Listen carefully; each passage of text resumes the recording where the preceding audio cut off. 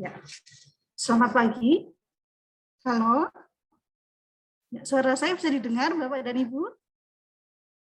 Bisa, Mbak. Dengar, Mbak. Bisa dimulai ya, panitia ya, untuk acara webinar pagi ini. Ya. Assalamualaikum warahmatullahi wabarakatuh.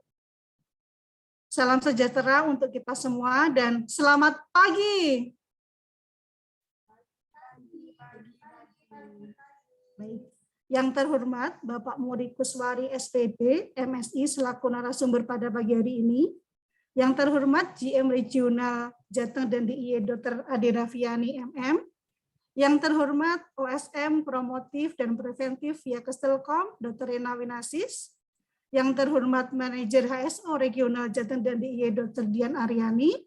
Dan yang kami hormati Bapak Ibu peserta webinar yang telah hadir pada hari ini. Kami ucapkan terima kasih. Pertama-tama marilah kita ucapkan puji syukur kehadirat Tuhan Yang Maha Esa karena atas limpahan rahmat dan karunia kesehatannya kita diberikan kesempatan untuk berjumpa kembali dalam webinar Kesehatan Yakes Telkom. Senang sekali kami dari Regional Jateng dan DIY pada hari ini berkesempatan menyelenggarakan webinar kesehatan dalam rangka memperingati Hari Gizi Nasional ke-57 dengan judul Cegah dan Atasi Dislipidemia dengan Pola Makan dan Latihan yang Tepat. Bersama narasumber yang ahli dalam bidangnya, yakni Bapak Muri Kuswari SPD MSI, yang merupakan pengajar dan praktisi profesional di bidang gizi dan kebugaran. Perkenankan, saya Distri Kapilani yang akan memandu acara webinar pada hari ini. Sebagai permulaan acara, mari kita berdoa sejenak agar acara webinar ini diberikan kelancaran dan menjadi manfaat bagi kita semua. Berdoa dipersilakan.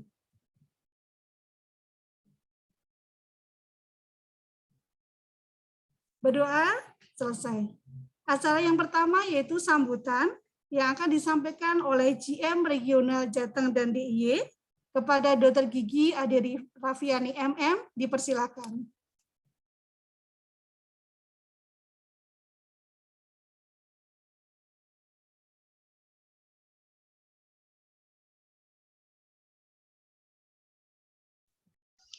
Baik, terima kasih Mbak Distrika.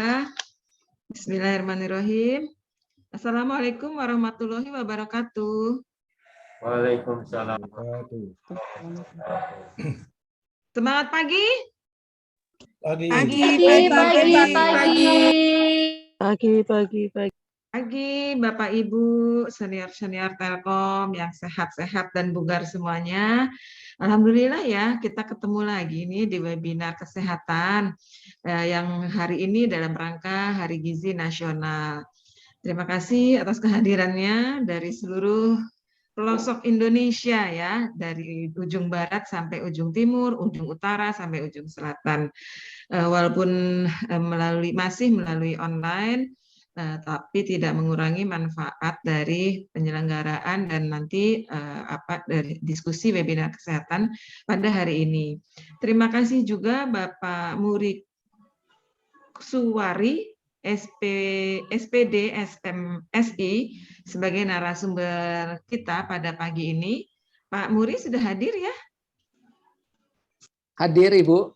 Alhamdulillah. Terima kasih Pak Muri. Ini kayaknya banyak fansnya ini dari Yakes Telkom dan dari para peserta pensiunan Telkom.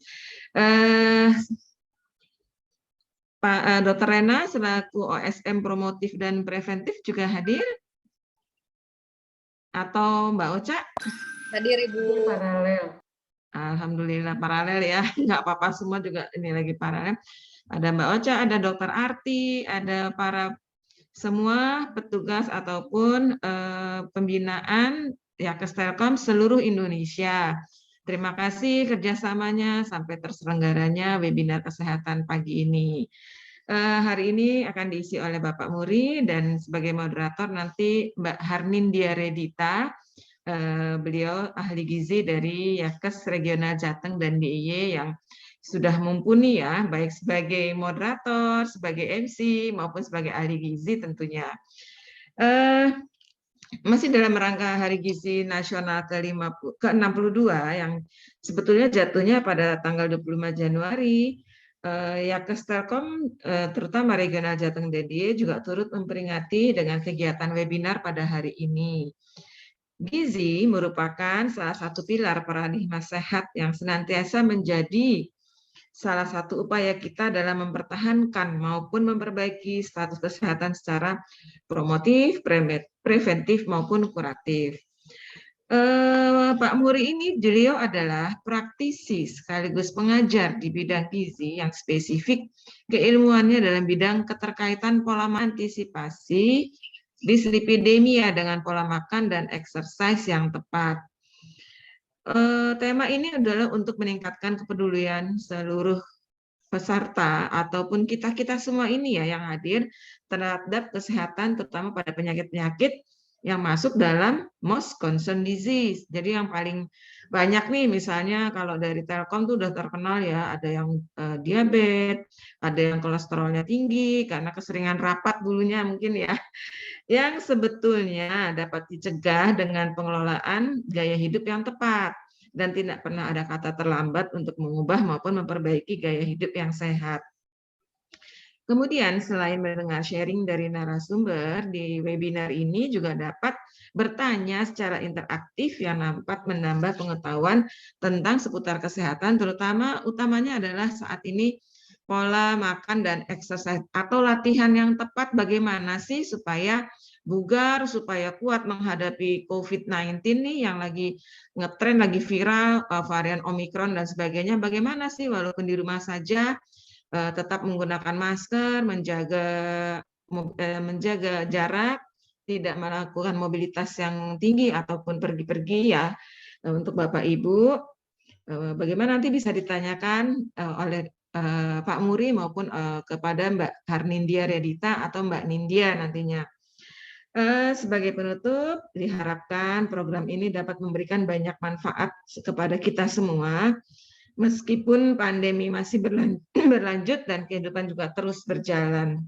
Kesehatan merupakan penopang kehidupan yang perlu dijaga dengan baik sebagai aset yang tak ternilai harganya. Sehat tekad kita melayani dengan cinta. Bismillah, kita ikuti webinar kesehatan pagi ini. Semoga bermanfaat untuk kita semua. Amin ya rabbal alamin. Wassalamualaikum warahmatullahi wabarakatuh. Saya kembalikan kepada Mbak Distrika. Waalaikumsalam warahmatullahi wabarakatuh. Baik, terima kasih tadi atas sambutan yang diberikan. Selanjutnya kita menuju acara inti ya Bapak Ibu, yaitu pemaparan oleh narasumber Bapak Muri Kuswari SPD MSI, yang dimana acara inti ini nanti dipandu oleh rekan saya, Harnindya selaku moderator. Kepada Mbak Harnindya, dipersilakan.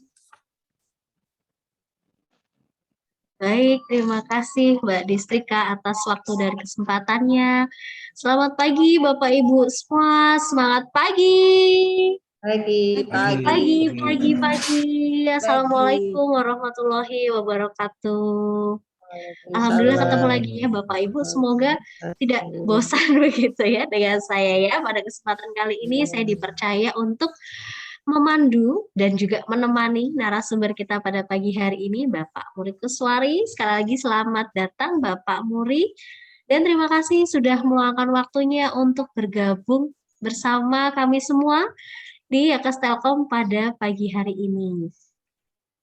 Nah, pagi hari ini tadi sekaligus kita memperingati Hari Gizi Nasional ke-62 ya, Bapak Ibu, mohon maaf, saya ada salah tulis tadi. Nah, untuk tema secara nasionalnya, memang temanya cukup luas ya, ada mengenai stunting juga.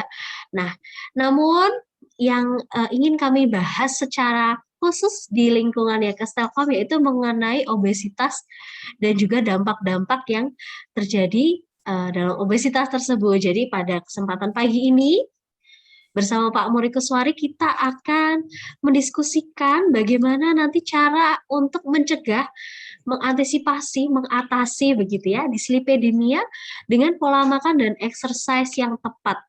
Dan suatu kebetulan yang sangat menyenangkan dan indah begitu ya, Karena Pak Muri Kuswari ini beliau sedang mengerjakan tesis dan disertasi dengan tema yang serupa. Baik, sebelum kita beranjak ke narasumber, saya ingin memperkenalkan kurikulum vitae singkat narasumber pada pagi hari ini, Bapak Muri Kuswari.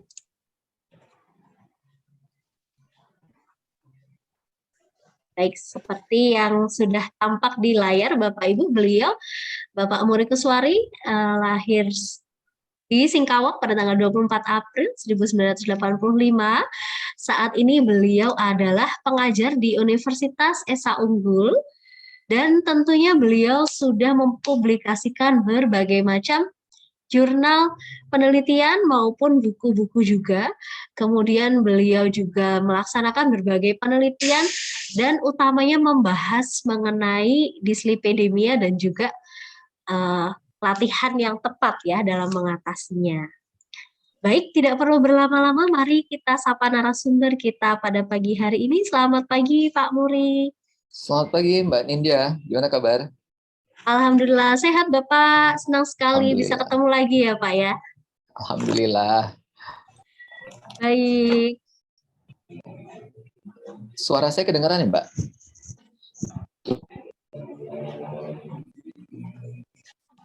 Oh yang satu lagi. Ya. Oke, baik. Oke, selamat pagi kembali Bapak Muri. Pagi Boleh Mbak Nindya. sebelum kita masuk ke materi nih Pak, boleh diceritakan sedikit begitu ya Pak kepada Bapak Ibu senior-senior kami di Telkom mengenai peringatan Hari Gizi Nasional ke-62 pada tahun ini Pak, yang kalau kemarin-kemarin lebih banyak membahas di sekitar remaja maupun pertumbuhan ya, namun di tahun ini ada tambahan mengenai obesitas begitu Pak Muri. Oke, baik Mbak Nindya, terima kasih. Yang pertama tentunya terima kasih atas kesempatannya pimpinan Telkom. Tadi ada Dr. Gigi Ade, kemudian Dr. Rena, Dr. Arti, dan keluarga besar peserta webinar dari Telkom, ya Telkom, kemudian Ibu Desrika tadi, kemudian Mbak Nindya. Jadi Hari Gizi Nasional tahun ini spesial, nggak hanya melihat stunting, tapi juga obesitas. Karena apa? Pertumbuhan obesitas juga ternyata tinggi. Dan itu terjadi apalagi akan nanti adanya bonus demografi, maka ngeri-ngeri sedep nih. Jangan sampai semakin dewasa, semakin senior, tapi malah nggak produktif, malah jadi beban buat negara. Jadi bagaimana obesitas itu menjadi concern, dan ya kami senang artinya akhirnya Indonesia mulai melihat obesitas sebagai salah satu concern dengan selama ini stunting gitu ya. Artinya udah masuk negara maju nih, semakin maju kan, sama seperti negara maju. Makasih Mbak Nindya. Ironi sedikit ya Pak, karena memang kadang obesitas itu salah satu pertanda negara yang agak maju gitu ya. Baik, Pak Muri, kami persilakan untuk dapat langsung memaparkan materi pada pagi hari. Baik, terima kasih Mbak Nindya. Saya izin share Bapak Ibu semua. Spesial hari ini kita bahas terkait dengan dislipidemia ya, berkaitan dengan obesitas. Tentunya ini hal yang menarik karena sadar nggak sadar, suka nggak suka, ini ada di sekitar kita. Nggak hanya kepada senior ataupun kepada siapapun, tapi juga banyak terjadi atau kejadian ini terjadi pada orang-orang muda juga ternyata. Nah, akan saya mulai. Jadi pertama, ketika kita bicara obesitas yang sekarang menjadi concern obesitas di negara kita ini, ternyata obesitas di dunia itu terus mengalami peningkatan. Dan efeknya adalah baik morbiditas maupun terkait dengan kematian ya, itu juga menjadi meningkat dan itu menjadi cost buat suatu negara. Jadi biaya kesehatan pada suatu negara akan semakin besar dengan tingginya tingkat obesitas, kemudian dilanjutkan dengan angka kesakitan dan kematian yang tinggi. Nah, bicara terkait dengan obesitas, ini juga menarik nih. Ternyata obesitas erat banget kaitannya dengan berbagai macam penyakit lainnya. Jadi kalau seseorang sudah obesitas, maka risikonya terkait dengan hipertensi, terkait dengan kardiovaskular, kemudian terkait dengan penyakit jantung, maupun terkait dengan dislipidemia, ini ternyata meningkat.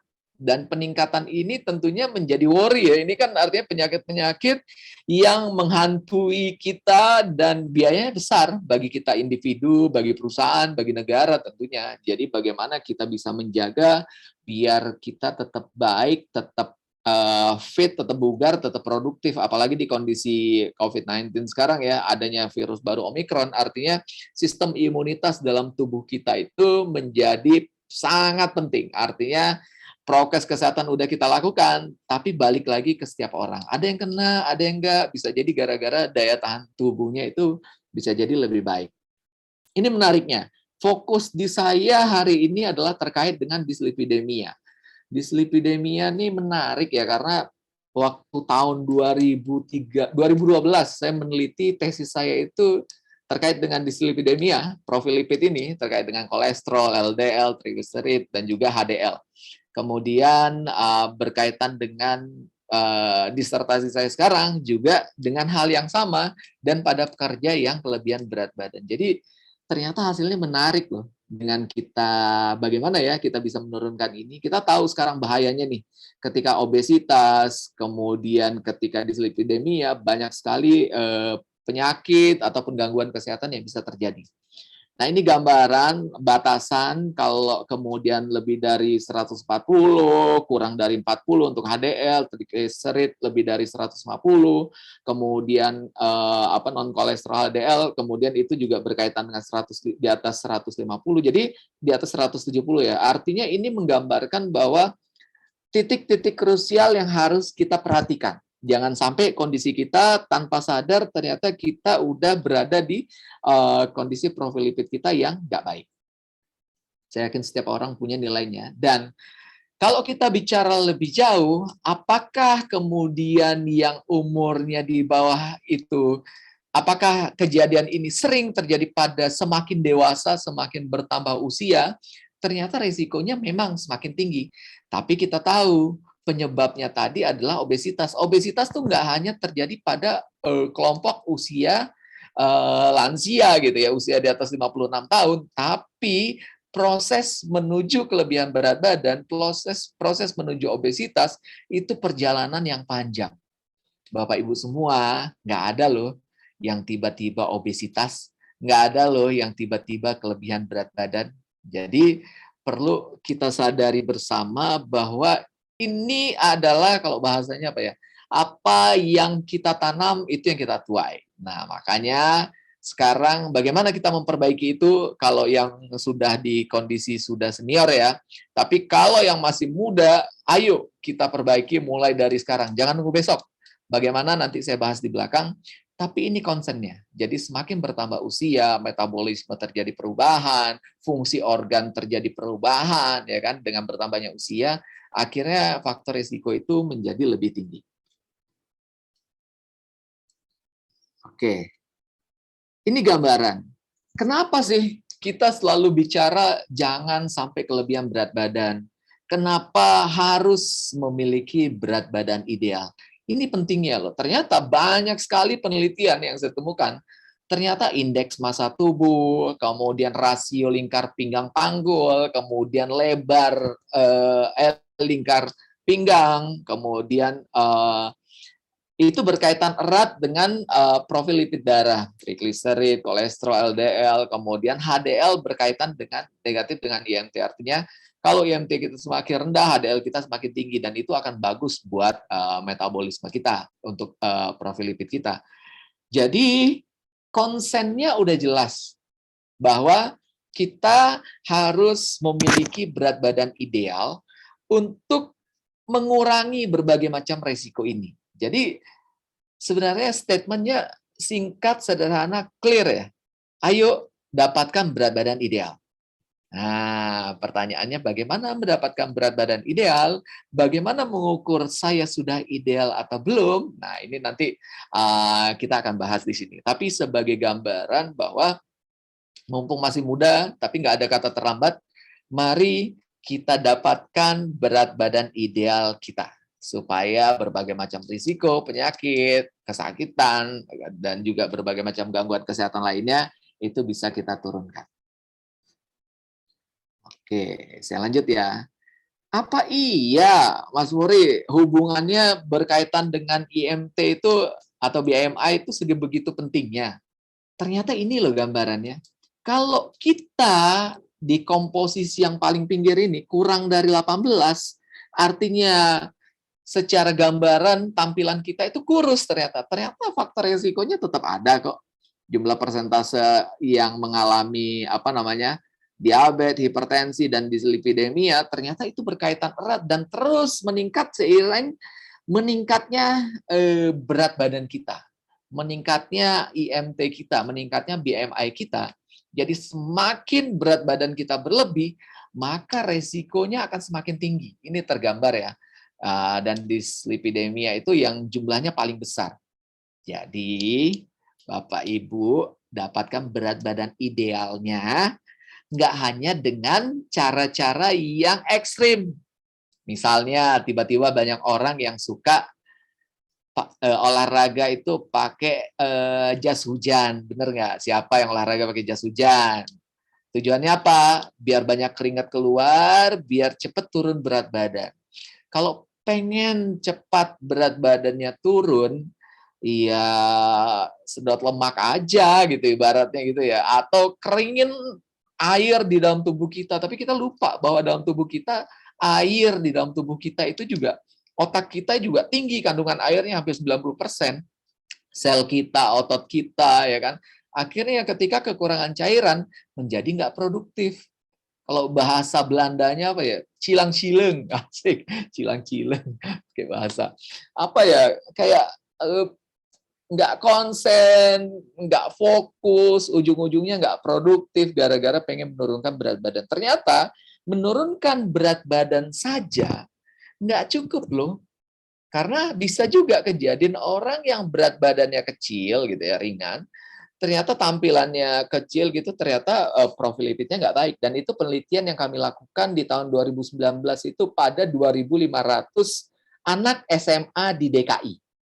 Jadi 2.500 anak SMA di DKI, kemudian kita lihat komposisi tubuhnya, asupan makanannya, kemudian kita lihat profil lipidnya, ternyata banyak juga loh anak SMA yang tampilannya kecil gitu ya badannya, ternyata memiliki profil lipid yang nggak baik, kolesterolnya tinggi, HDL-nya rendah, ya artinya kan kondisi dia nggak baik dari sisi profil lipid gitu kan. Padahal kalau lihat tampilannya kayaknya normal-normal aja kok tampilannya gitu kan. Nah, ternyata berdampaknya bisa macam-macam tadi. Resiko berbagai macam penyakit. Anak muda sekarang banyak yang prediabetes, prehipertensi, ya kan. Kenapa? Ya karena tadi ternyata lemak di dalam tubuhnya itu tinggi. Ya kan? Ya, nurunkan berat badan, jarang berolahraga. Ini juga kan data di kita bahwa semakin ke sini masyarakat kita itu menjadi mager, malas gerak. Harusnya kita rubah jadi seger, seneng gerak. Nah, ibu-ibu, bapak-bapak, senengnya yang mager, apa yang seger? Rubah ya Pak ya, dari mager menjadi seger. Dengan senang gerak, ternyata itu bentuk kita mencintai tubuh kita. Membuat organ-organ di dalam tubuh kita menjadi lebih happy. Karena kerjanya menjadi lebih normal, kerjanya menjadi lebih baik. Akhirnya apa? Kesehatan kita juga menjadi lebih baik. Nah ini saya sampaikan. Nah ini gambaran, menarik banget loh. IMT normal juga bisa bermasalah dengan profil lipid. Dislipidemia di sini kalau kita lihat ya. Ini kalau kita lihat terkait dengan hal ini, coba kita lihat yang warna biru, Bapak Ibu. Ternyata warna biru ini menunjukkan berat badannya, body mass index-nya atau indeks massa tubuhnya. Indeks massa tubuh itu komposisi perbandingan antara berat badan dan tinggi badan. Cara ngukurnya gimana? Cara ngukurnya berat badan Bapak Ibu, berat badan misalnya Bu Sutarmi kayaknya kalau saya lihat dari mukanya kayaknya 55 kilo atau 60 ya, 55 atau 60 dibagi tinggi badan. Tinggi badannya kayaknya 155. 155 cm dijadikan meter. Jadi 1,55 dikuadratkan. Nah, ini kan menarik ya. Jadi berat badannya tadi kemudian dibagi tinggi badan dalam meter dikuadratkan. 1,55 dikali 1,55, kemudian berat badannya tadi 55 atau 60 kilo dibagi ini. Kemudian dapat kalau di bawah 18,5 hasilnya, itu artinya kondisinya adalah kurus atau status gizinya kurang. Tapi kalau di atas 25 hasilnya, ternyata itu menunjukkan bahwa status gizinya berlebih. Nah, ini nih, status gizinya berlebih kalau di atas 25 kan? Di atas 25 ini artinya udah overweight. Di atas 30 udah obesitas. Nah, sekarang hasil Bapak Ibu berapa nih? Coba dihitung. Berat badan dalam kilogram dibagi tinggi badan. Tinggi badan dalam meter ya. Tinggi badannya dijadikan meter. Jadi 1, berapa meter? Coba, Pak Made kayaknya semangat nih menghitung. Pak Made Suryayana. Coba berapa, Pak? Boleh langsung di chatting aja. Ada berapa? Saya lihat di chatting nih. Berapa? Jadinya hasilnya? Sudah normalkah? Atau berlebih? Mana belum ada yang chatting nih, belum menghitung ya? Ayo Bapak Ibu, semangat. Coba dihitung. Di chatting masih kosong nih. Ayo. Oh, 18,75. Dari Sari, Surabaya. Terima kasih. Wah, artinya masuk di sini nih. Normal, border bawah ya. Normal, ternyata. Ada lagi? Ayo. 19,3 Rahmi. Oke, normal. Jadi nggak ngantuk ya, ngetik-ketik jadinya. Oke, bagus. Tadi Kusnaidi Metro dikuadratkan 1,7-nya, dikuadratkan biar dapat hasilnya. Oke, artinya kalau di kondisi normal, jangan senyum dulu. Jangan happy dulu, Bapak Ibu. Nah, 24,4 nih, Muslih. Nah, 24,4. Artinya di batas atas nih, masih normal. Tapi di batas atas. Awas loh, kelebihan lagi nanti jadi kelebihan berat badannya. Jadi status gizinya overweight. Nah, jadi kalau kita lihat, kalau di kondisi normal terkait dislipidemia, ternyata yang paling besar justru yang seorang dengan dislipidemia, ternyata yang memiliki indeks massa tubuhnya atau body mass index-nya normal ternyata. Jadi walaupun tampilannya normal, belum tentu nih profil lipidnya baik. Nah, ini yang sering terjadi pada anak-anak ya. Wah, border pas banget nih, Mbak Fitri Wiji. Pas banget 24,9. Pas di titik atas tuh, kelebihan dikit nanti udah masuknya overweight nanti. Tapi sekarang masih bisa klaim normal. Jadi jangan tenang dulu bahwa berat badan ideal, tampilan dari IMT belum tentu loh.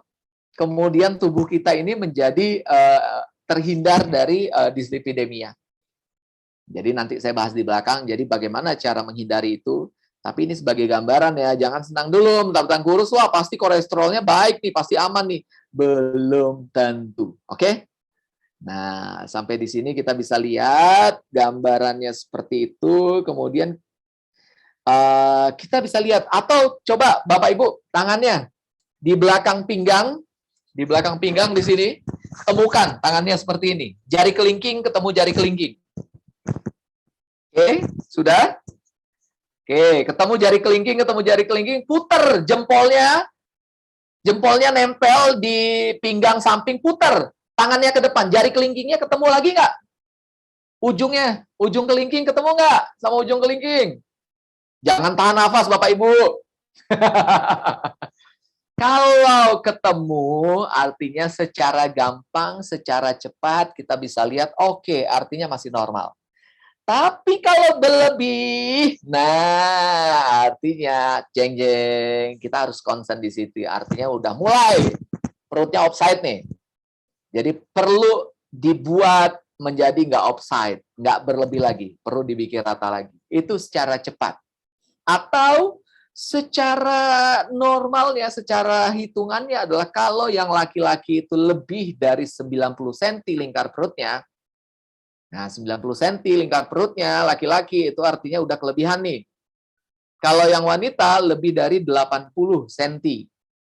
Nah, cara menghitung BMI tadi, berat badan dibagi tinggi badan dalam meter dikuadratkan.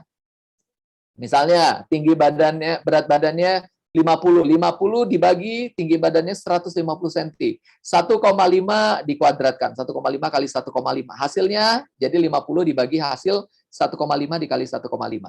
Kalau di bawah 18,5 artinya ringan. Kurus. Kalau di atas 25 artinya sudah berat atau berlebih, overweight. Tangannya yang berlebih, sabar ya.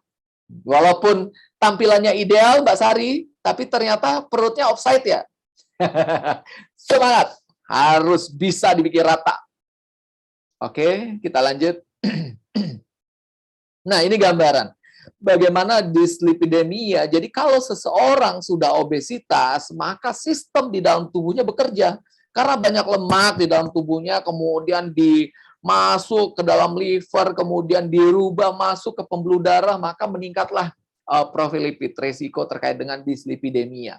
Ini gambarannya sistem di dalam tubuh, penumpukan lemak, menyebabkan terjadinya penumpukan asam lemak bebas ya, pada hati yang membuat akumulasi trigliserid. Ya, akhirnya lama-lama membuat meningkatlah trigliserid, kemudian LDL-nya, kemudian HDL-nya semakin kecil, kolesterolnya semakin tinggi, dan itu berdampak pada gangguan kesehatan. Oke, kita lanjutkan. Ini gambaran. Tadi nih yang perutnya berlebih. Ayo, siapa yang perutnya berlebih? Obesitas sentral artinya. Badannya tadi mungkin baik, ya. Badannya mungkin normal tadi. Tinggi badan dan berat badan tadi antara 18,5 sampai dengan berapa tadi? 25. Kurang dari 25 ya, 24,9. Normal. Tapi walaupun berat badannya IMT-nya normal, tapi ternyata kalau central obesity, perutnya offside, yang tadi mana? Yang tadi nggak cukup tangannya, kelingkingnya nggak ketemu. Yang kelingkingnya nggak ketemu, artinya, nah kita lihat di sini, makanan berlebih, kemudian terjadi penumpukan terkait dengan lemak di dalam tubuh kita. Akhirnya sistem di dalam tubuh kita bekerja, termasuk sistem imunitas kita. Imunitas kita menjadi drop karena tubuh lebih banyak inflamasinya.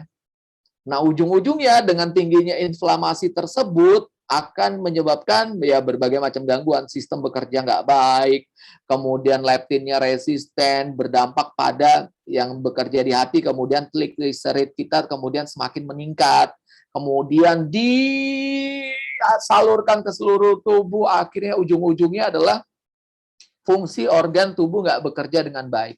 Dan akhirnya terjadilah yang namanya dislipidemia. Jadi nggak hanya dengan IMT saja, jadi perut yang berlebih dengan tingginya lemak terakumulasi di perut, dibuktikan dengan lebar atau central obesity atau perutnya itu offside, ternyata itu berdampak pada proinflamasi di dalam tubuh.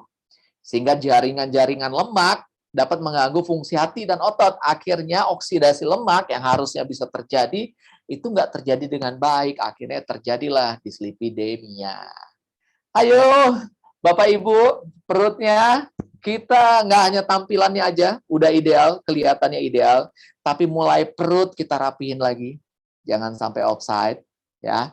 Nanti kita bahas di belakang. Gangguan insulin dan jaringan lemak tubuh. Jadi jadi ini hubungannya tadi ketika obesitas, dislipidemia, hubungannya sama diabetes, tadi ya hipertensi, wah segalanya berhubungan deh, saling berkaitan. Kenapa? Karena ketika konsumsi makanan berlebih, sistem di dalam tubuh kemudian melakukan fungsinya dengan baik, tapi ada banyak yang nggak berfungsi. Apa yang nggak berfungsi? Jadi terkait dengan jaringan-jaringan lemak, jadi fungsinya nggak baik, akhirnya oksidatif stres, kemudian proinflamasi kita meningkat, kemudian penyerapan gulanya, habis kita makan, penyerapannya itu nggak baik, sehingga gula darah kita tetap tinggi, ya kan? Kemudian yang bikin proses terjadinya sistem energi atau penyerapan lemak di dalam tubuh kita, atau lemak dirubah dioksidasi menjadi sumber energi itu berkurang, akhirnya terus terjadi penumpukan, sistem imun tubuh kita nggak baik, ya kan? Kemudian fungsi insulin nggak bekerja dengan baik. Akhirnya apa? Insulinnya jadi malas keluar. Kalau insulinnya jadi malas keluar, jadi nggak sensitif, akhirnya yang terjadi adalah gula darah kita tinggi. Pradiabetes, diabetes, waduh udah kemana-mana deh, ngeri ya. Jadi ini gambaran bagaimana kita harus concern, kita harus fokus, jangan sampai makanan berlebih, kemudian fungsi jaringan lemak, metabolisme, fungsi endotel kita terkait dengan syaraf kita ya, terkait dengan fungsi-fungsi berkaitan dengan inflamasi, oksidatif stres itu tidak bekerja dengan baik, itu menyebabkan dislipidemia. Dan berkaitan dengan hal tersebut, fungsi pankreas terkait dengan insulin itu nggak bekerja dengan baik, beta sel itu nggak bekerja dengan baik, akhirnya insulinnya menjadi nggak sensitif. Kemudian jumlahnya berkurang, akhirnya ujung-ujungnya adalah resiko terkait dengan diabetes. Dari obesitas, nyambung ke dislipidemia, nyambung ke diabetes. Waduh, udah kemana-mana. Belum lagi penyumbatan di sana-sini ya, karena tingginya kolesterol di dalam darah kita, kemudian terjadi penumpukan di pembuluh darah, terjadi penyumbatan, wah terkait dengan jantung, waduh berbagai macam deh. Jadi semangat Bapak Ibu, kuncinya adalah dapatkan berat badan ideal. Oke, kita lanjutkan. Ini terkait dengan penumpukan lemak. Jadi kita ya bagaimana macam-macam ya, pola makan nggak baik, kemudian dengan adanya pandemi seperti ini, jangankan kita yang normal ya, banyak atlet juga yang benar-benar udah rutin olahraga, ternyata banyak banget tuh atlet Indonesia yang kemudian kelebihan berat badan gara-gara kondisi pandemik seperti sekarang. Apalagi kita, kalau nggak kita jaga gaya hidup kita, perilaku makan kita, aktivitas fisik kita, olahraga kita, maka yang terjadi adalah kita kelebihan berat badan. Kalau udah kelebihan berat badan, akhirnya apa? Fungsi tadi, penyerapan makanan, kemudian energi yang digunakan oleh otot jadi nggak maksimal, akhirnya kita menjadi lemah. Makannya cukup, makannya baik, tapi kok nggak berenergi gitu kan? Ternyata nggak diserap dengan baik, energinya nggak dirubah menjadi makanan nggak dirubah menjadi sumber energi dengan baik. Tingginya lemak berdampak di hati tadi ya, hubungannya sama pankreas, beta sel, insulinnya menjadi berdampak nggak baik, akhirnya diabetes, kemudian dislipidemia, jadi central obesity itu terjadi, kemudian hipertensi, macam-macam deh. Intinya, mari kita jaga jangan sampai terjadi penumpukan lemak karena akan berdampak pada sindrom metabolik. Jadi nggak hanya bicara dislipidemia, tapi juga tadi saya sebutkan obesitas, hipertensi, jantung, dan sebagainya. Nah, ada juga nih faktor genetik. Jadi ketika kita emang obesitas itu faktor utama dislipidemia ya, dan itu terus terjadi peningkatan. Jadi strategi yang efektif untuk berat badan ideal dan pengelolaan profil lipid itu menjadi penting. Nah, nanti kita bahas bagaimana sekarang kita lihat apa sih penyebabnya, bagaimana kita nanti mengatasi itu di akhir nanti. Tapi faktor penyebab dari dislipidemia itu bisa berbagai macam. Bisa jadi ada orang yang makannya banyak, tapi kok nggak gemuk-gemuk ya? Kok normal aja gitu kan? Tapi ada yang makan sedikit. Kalau bahasanya itu, kayaknya minum air aja bisa gemuk, kayaknya. Atau bernafas aja gemuk, itu ya udah frustasi banget nih. Kok nggak bisa turun-turun berat badan gitu ya? Ternyata ada faktor genetik di sini. Kalau di riset saya meneliti di penelitian disertasi saya ini, salah satu gen yang saya teliti adalah sirtuin. Jadi ekspresi gen sirtuin itu berdampak pada obesitas, pada oksidatif stres di dalam tubuh kita. Jadi itu menariknya kehubungan ke kelebihan berat badan. Jadi perlu pendekatan personal, bagaimana olahraga secara individu, kemudian konsultasi nih sama Mbak Nindya, bagaimana pola makan yang cocok yang sesuai dengan kebutuhan kita secara spesifik. Jadi nggak bicara lagi secara general.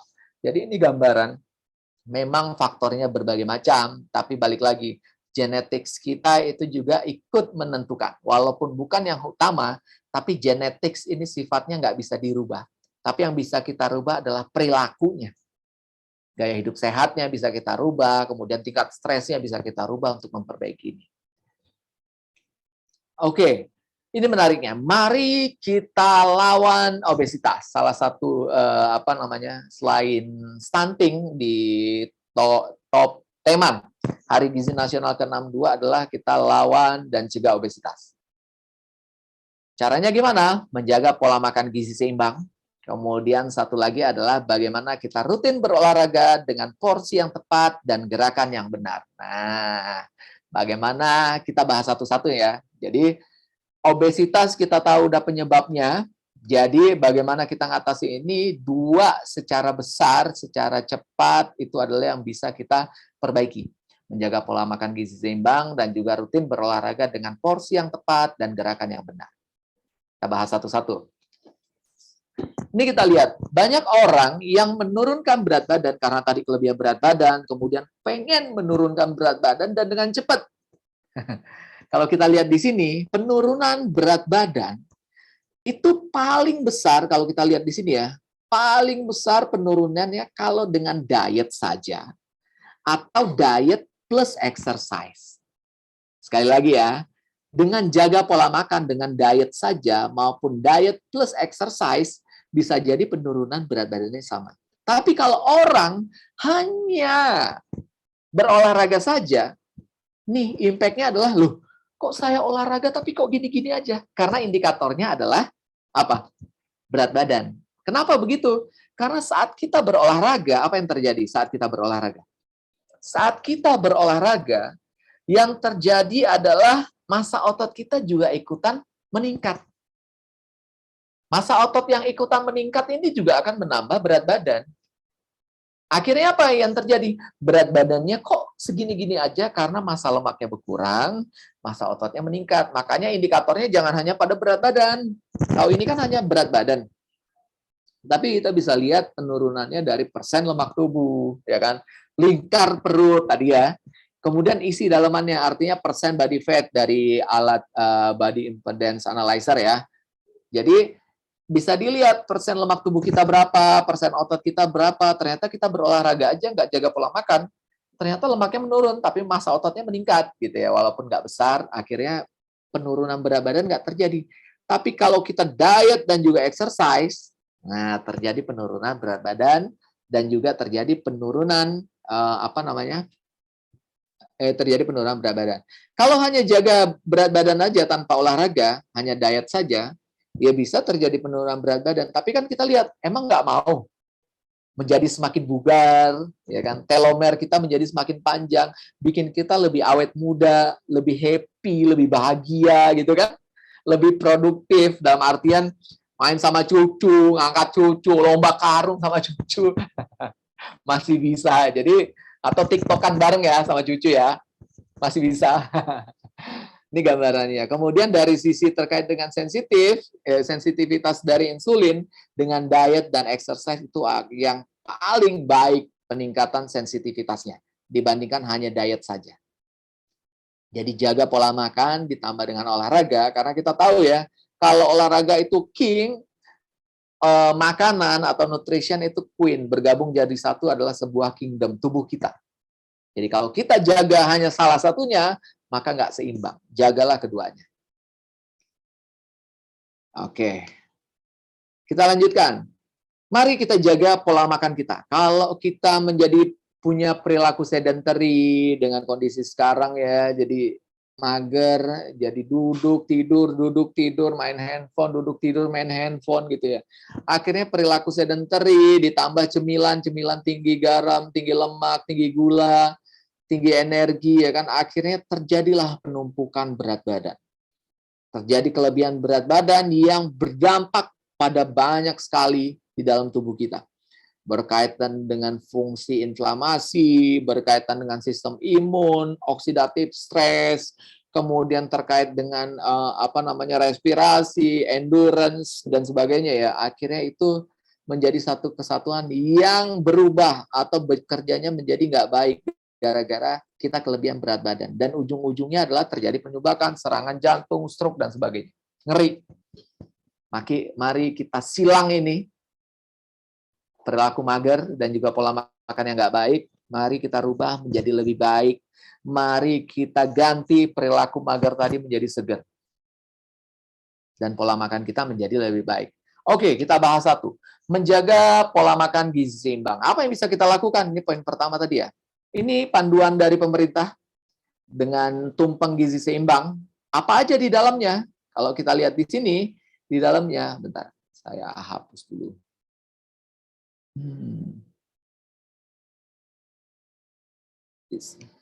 Oke. Jadi kalau kita lihat di sini, bentar ya, saya hapus. Oke. Nah, kalau kita lihat di sini, tergambar dengan gizi seimbang, yang pertama adalah rutin melakukan aktivitas fisik, menimbang berat badan secara rutin pula, dan juga mencuci tangan. Ya, gaya hidup sehat, gaya hidup bersih lah ya. Dan sekarang ini sudah kita lakukan. Yang kedua adalah makan sumber karbohidrat beragam dan cukup. Kalau kita lihat 3-4 porsi satu hari. Beragam dan cukup, artinya sesuai dengan kebutuhan. Dan sumber karbohidrat itu macam-macam, nggak hanya dari nasi. Jangan kemudian karbo ketemu karbo, nasi ketemu kentang, ketemu mie, ketemu apa lagi? Ketemu roti cane. Jadi ketika itu semua bertemu, maka karbohidratnya menjadi berlebih. Karena kebutuhan karbohidrat kita ada di tubuh kita. Ketika berlebih, kemudian karbohidrat itu dirubah menjadi lemak, tersimpan di jaringan lemak, dan jaringan lemak yang paling banyak adalah di perut. Jadi perutnya semakin offside, ya kan? Yang ketiga, penuhi ragam jumlah sayur dan buah harian. Satu hari kurang lebih sekitar 400 gram. 400 gram loh Bapak Ibu. 150 dari buah, kemudian sayur itu adalah dari 250. Ayo kita penuhi 3-4 porsi dari sayur, kemudian 2-3 porsi dari buah satu hari. Kemudian kita lanjutkan, asupan protein harian. Masyarakat Indonesia banyak kurang konsumsi protein. 60 gram satu hari, ternyata banyak orang Indonesia yang nggak mampu memenuhi 60 gram per hari. Artinya impact-nya apa? Karena kita tahu ya, sistem di dalam tubuh kita, kemudian metabolisme di dalam tubuh kita itu membutuhkan protein. Jadi ketika kekurangan protein atau protein yang nggak berkualitas, akhirnya ujung-ujungnya adalah ya, sistem di dalam tubuh kita itu jadi nggak baik. Ya kan? Kemudian kalau kita bicara, jangan sampai kalau kita bicara senior ya, mohon maaf Bapak Ibu yang senior, jadi banyak yang kemudian semakin bertambahnya usia kemudian menghindari protein. Proteinnya jadi akhirnya kurang konsumsi protein. Dengan catatan ya, ini artinya saya disclaimer dulu, bukan kemudian dalam kondisi emang punya masalah ginjal, punya masalah yang lain, itu harus konsultasikan dengan dokter. Tapi bagi yang masih memiliki kondisinya baik, masih normal organnya, artinya konsumsi protein itu harus kita penuhi. 0,8 sampai 1,2 gram per hari dikali berat badan. Sekali lagi ya, 0,8 sampai 1,2 gram dikali berat badan per hari. Ini kebutuhan protein kita satu hari. Tapi di dalamnya, kalau kita bicara terkait dengan kelebihan sarkopenia, jadi semakin bertambah usia, otot-ototnya semakin kecil, berkurang. Jadi ada salah satu protein yang baik yang ada di asam amino, yaitu leucin. Leucin kita harus kita penuhi di sini, jangan sampai kekurangan leucin, ya kurang lebih sekitar 10 gram lah. Jadi banyak yang kemudian protein diperbaiki, protein kan macam-macam ya, ada hewani, ada nabati, ya kan. Nggak harus yang mahal, tempe, tahu, kemudian dikombinasikan sehingga semakin lengkap asam aminonya, itu akan semakin baik. Kemudian kurangi GGL, gula, garam, dan lemak. Dalam hal ini minyak di sini ya. Jadi mari kita kurangi GGL agar fungsi dalam tubuh kita semakin baik, nggak berlebih lemak di dalam tubuh kita. Jadi ini adalah pola makan panduan gizi seimbang yang udah dirumuskan oleh pemerintah. Ya kan? Semenjak tahun 95 sudah mengganti yang namanya 4 sehat 5 sempurna. Jadi kalau masih ada yang menyampaikan 4 sehat 5 sempurna, ya artinya jadul. Dari tahun 95 udah diganti, tapi masih disebut juga. Jadi kita panduan pemerintah dengan gizi seimbang. Isinya apa ini? Ada 4 pilarnya, ada 10 pesan gizi seimbang. Nanti tinggal dibaca, kemudian secara spesifik nanti disesuaikan kebutuhan dengan konsultasi pada Mbak Nindya nanti. Kemudian ini, kalau kita mau menurunkan berat badan, artinya kita harus membuat keseimbangan negatif di dalam tubuh kita. Caranya gimana? Bisa konsumsi yang kita kurangi, bisa aktivitas fisiknya kita tingkatkan. Nah, sekarang pilih yang mana, Bapak Ibu? Keduanya jauh lebih baik. Dengan kita dua-duanya kita perbaiki, artinya konsumsi energi kita nggak berlebih, kemudian energi yang dikeluarkan jangan sampai dari kebutuhan kita satu hari dengan banyak yang mager tadi. Maka keseimbangan ini terjadi akan membuat tubuh kita menjadi lebih sehat, kemudian lebih bugar, dan juga lebih produktif nantinya kita. Jadi diet apa yang paling baik? Nah, ini loh, ada banyak sekali macam-macam diet. Kalau kita lihat, low carb, keto, paleo, low fat, intermittent, Weight Watchers, kemudian VLCD ya, kemudian juice diet, kemudian raw food diet, ya sempat populer dan sekarang udah banyak macamnya diet-diet yang ada, Mediterranean, DASH dan sebagainya ya. Jadi bagaimana deskripsinya itu terjadi, kemudian apa sih yang membuat itu terjadi, bagaimana itu bekerja, diet itu bekerja bagaimana sih? Ternyata kalau kita lihat, diet itu bekerja semuanya dengan defisit kalori. Jadi mereka kurangi asupannya. Walaupun mereka nggak rekomendasikan ada diet yang bahkan sampai tanpa olahraga, ya kan ibaratnya, yang mereka kurangi inputnya. Nggak perlu mereka tambah outputnya dengan apa namanya energi ekspenditur dengan berolahraga, nggak perlu ditambah, tapi inputnya dikurangi. Dengan input dikurangi juga akan terjadi negatif balance gitu ya. Jadi keseimbangan negatif yang membuat berat badan akan turun. Tapi sekali lagi ya, berat badan ideal tapi lemah gimana sih? Nggak kuat ya kayak Kinan. Jadi banyak sekali diet macam-macam tanpa olahraga. Saya sih ngelihatnya ya kesel lah ya. Gimana sih? Ya sama lah seperti ibu-ibu kalau ngelihat Mas Aris ya, pasti emosi, pasti kesel kan. Jadi begitulah, pengen turun cepat berat badan, kemudian nggak sadar bahwa itu akan mengganggu metabolisme, membuat yoyo, turun 5 kilo, naik 7 kilo, itu kan ngapain gitu loh ibaratnya. Jadi pada prinsipnya semua adalah defisit kalori. Sekali lagi ya, prinsip diet mostly adalah defisit kalori. Dan banyak diet akan aneh, atau diet itu bisa kita lihat, nggak baik kalau ternyata diklaim. Siapapun, bagus tuh diet ini. Siapapun bisa, mau ibu hamil, orang tua, lansia, anak-anak, diet ini pokoknya baik. Kalau ada klaim seperti itu, kemudian menghilangkan zat gizi tertentu. Nah, kayak apa nih menghilangkan zat gizi tertentu? Tanpa karbo, tanpa protein, tanpa lemak misalnya ya. Kemudian tanpa bukti ilmiah. Tanpa bukti ilmiah tuh baru sekedar testimoni atau anekdot. Siapa nih? Misalnya Bu Yun Yun, ya kan? Misalnya Bu Yun Yun turun nih berat badan dengan cepat, seminggu turun 5 kilo, ya kan? Gara-gara pakai diet muri. Boleh dong pakai diet saya, Bu. Syaratnya makan yang banyak, makan yang sering, Bu. Nggak boleh kurang makannya. Tapi makan rumput ya, Bu ya. Kenapa makan rumput?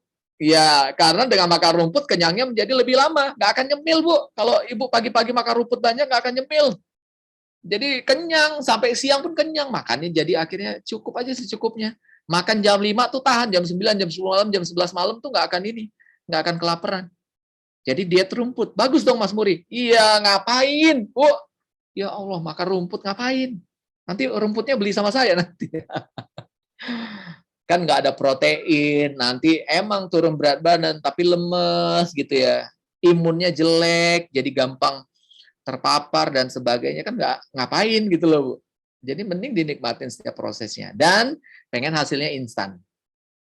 Kalau ada yang menyampaikan, oke, dalam 7 hari, diet 14 hari turun 20 kilo. Wow, yang turun airnya tuh.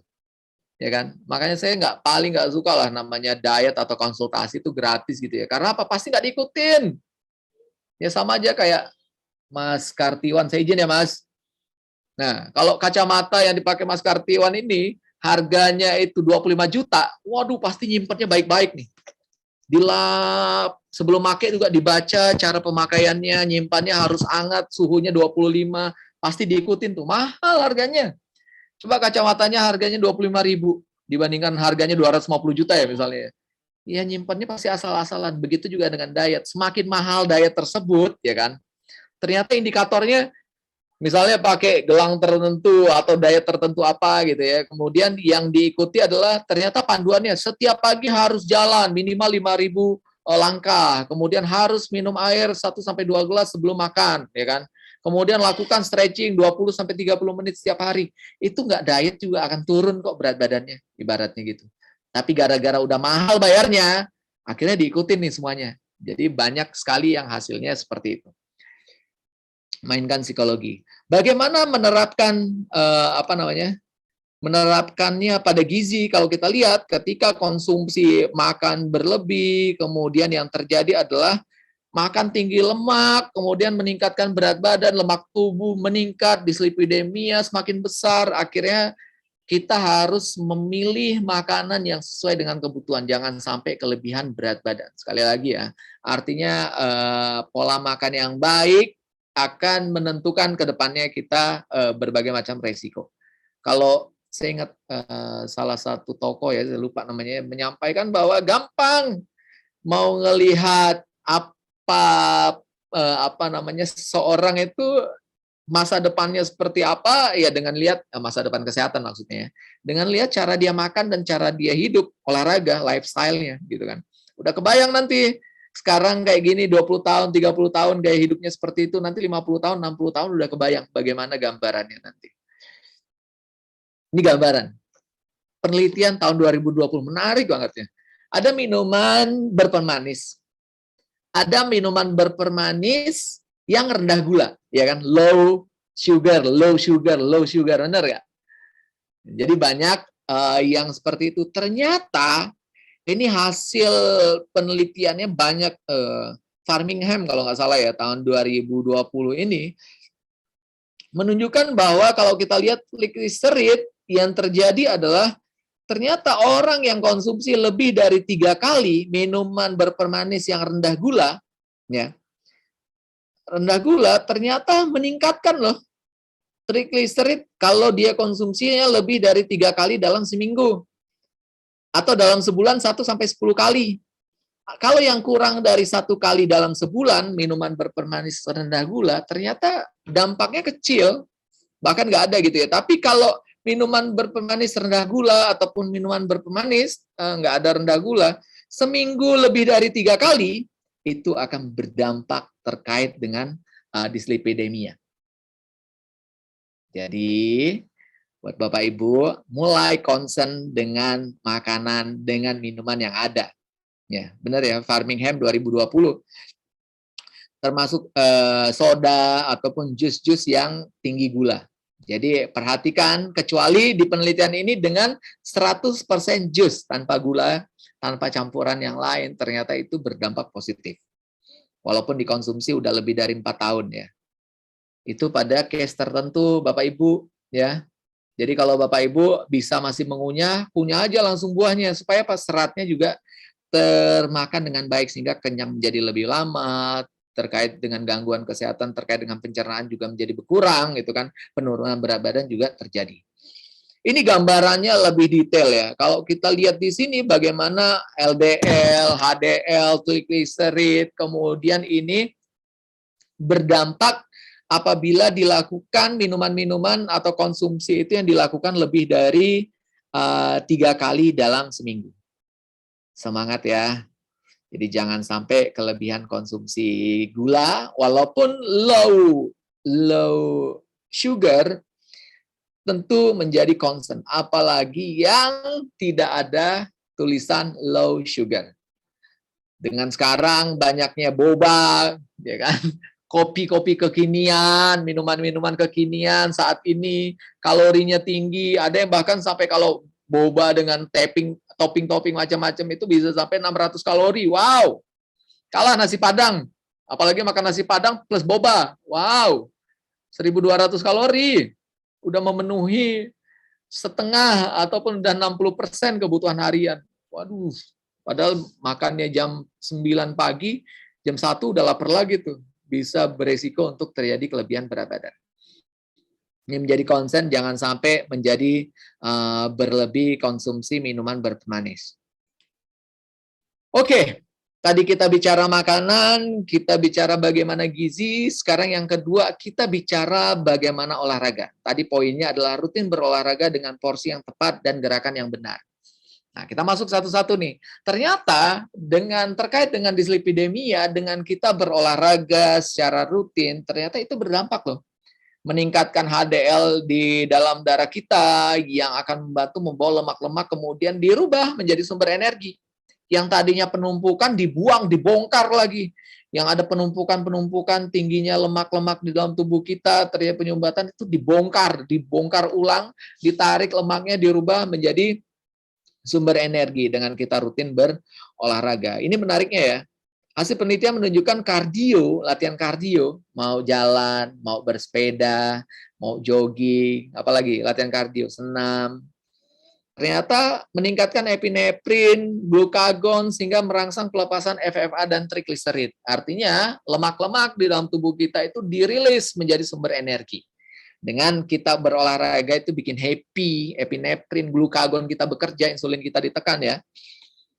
Kemudian yang berikutnya adalah penelitian tesis saya menunjukkan latihan seminggu 3 kali minimal, memperbaiki komposisi profil lipid darah seseorang yang kelebihan berat badan. Nah, ayo semangat ya, jangan sampai kita menjadi berolahraga seminggu 2 kali atau seminggu sekali gitu ya, pengen dapat hasil yang lebih. Ternyata hasil penelitian saya pada orang yang kelebihan berat badan ternyata harus lebih dari atau minimal sama dengan 3 kali dalam seminggu untuk menurunkan berkaitan dengan atau memperbaiki profil lipid. Oke, kalau kita lihat olahraga, ayo mulai olahraga. Jadikan olahraga itu bukan sebagai satu yang memberatkan, tapi udah jadi kebutuhan di dalam hidup Anda. Kenapa? Ternyata kalau kita olahraga yang sifatnya akut, baru mulai olahraga ya, ternyata udah glukagon kita meningkat, insulin kita ditekan gitu ya, kemudian terkait dengan fungsi liver bekerja dengan baik, kemudian darah yang mengalir di seluruh tubuh kita itu bekerja menjadi lebih baik, jadi nggak gampang lelah. Karena energi dengan darah mengalir dalam tubuh kita artinya zat-zat makanan, oksigen dibawa menyeluruh ke seluruh tubuh kita itu semakin baik. Akhirnya jadi nggak gampang ngantuk, nggak gampang lelah gitu ya.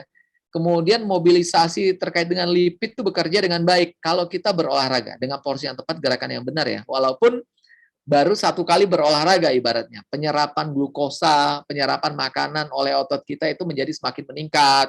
Glikolisis, perubahan dari lemak menjadi sumber energi, glukos oksidasi menjadi sumber energi, dari lemak, dari sumber karbohidrat, itu menjadi lebih baik, dan oksidasi dari lemak itu menjadi sebagai sumber energi. Jadi kita semakin tinggi, jadi olahraga bukan bikin kita makin lemes. Nah, lihat loh, dengan meningkatkan massa otot, setelah kita berolahraga, ternyata apa? Membuat tubuh kita itu semakin fresh, semakin seger, energi kita tuh semakin nggak habis-habis. Nah, siapa yang makin olahraga, makin ngantuk, makin tidur, bukan makin semangat.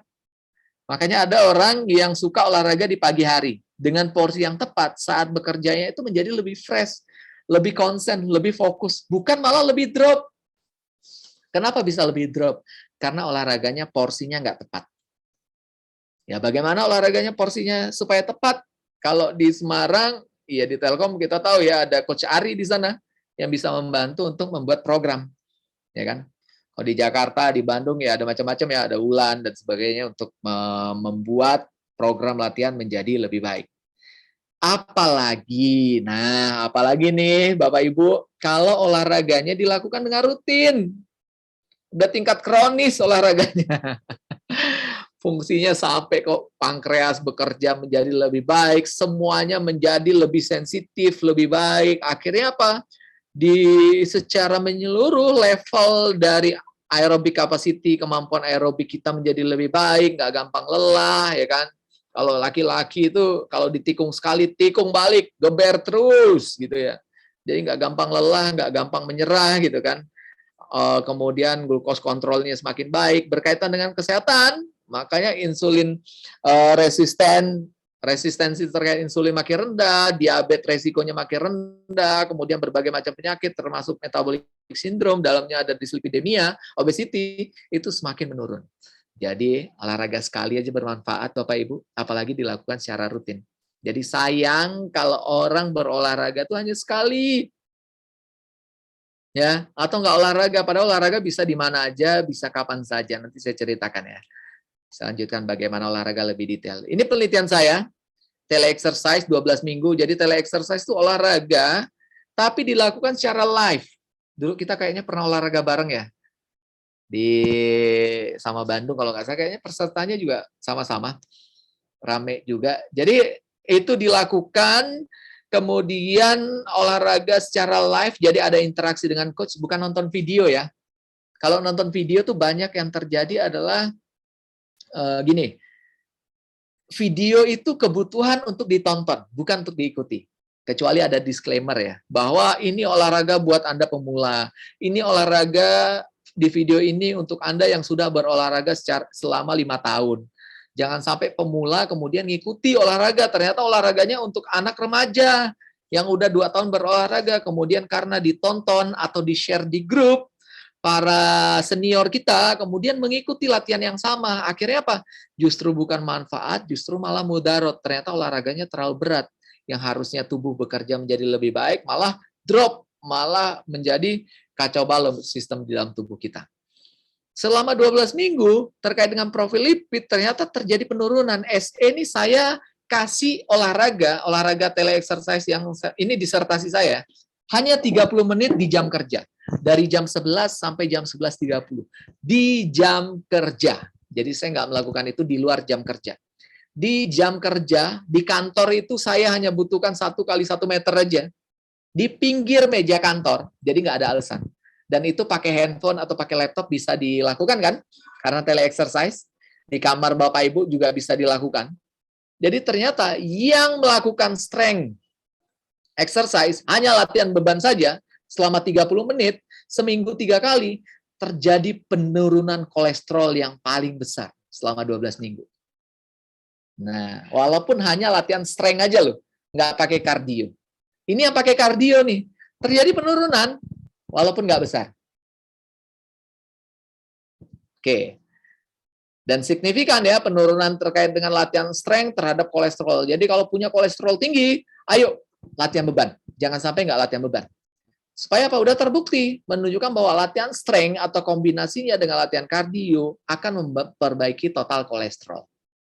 Penelitian tahun 2017.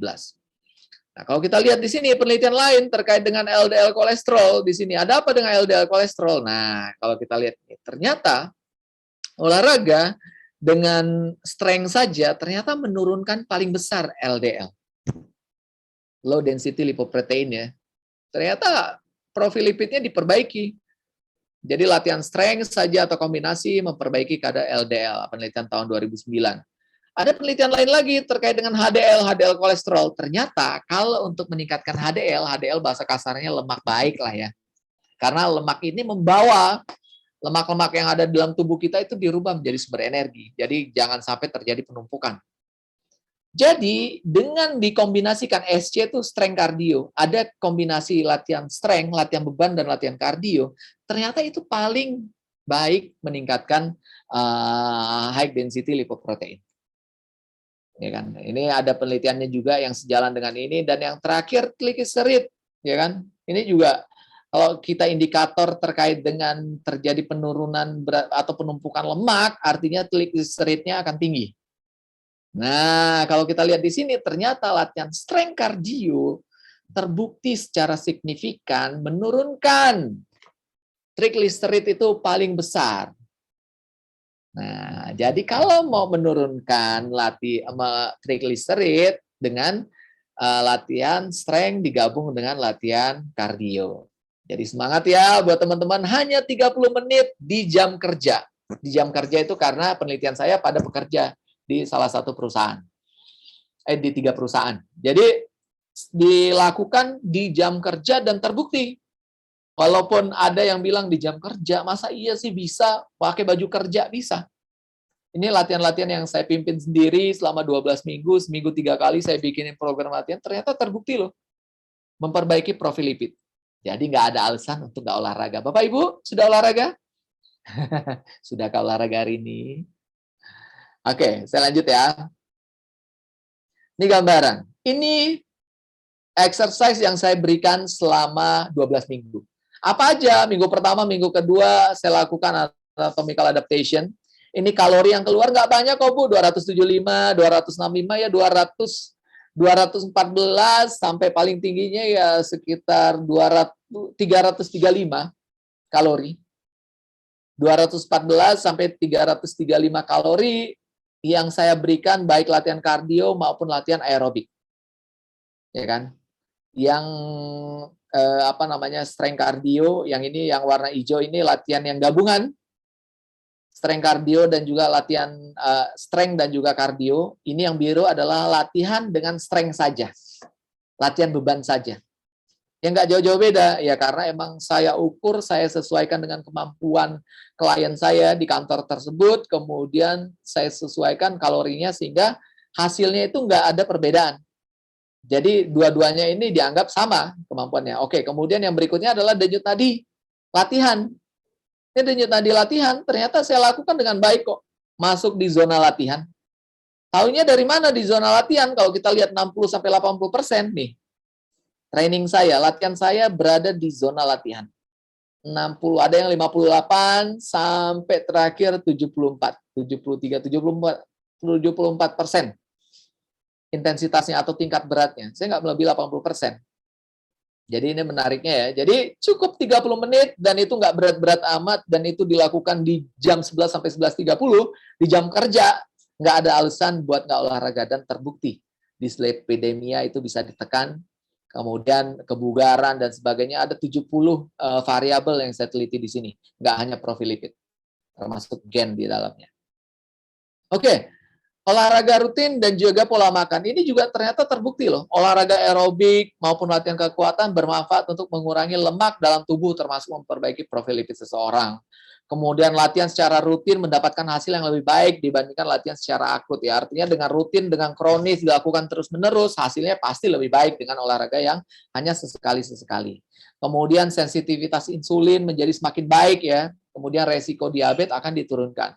Kemudian manfaat akan semakin maksimal apabila kita berolahraga dalam kondisi puasa.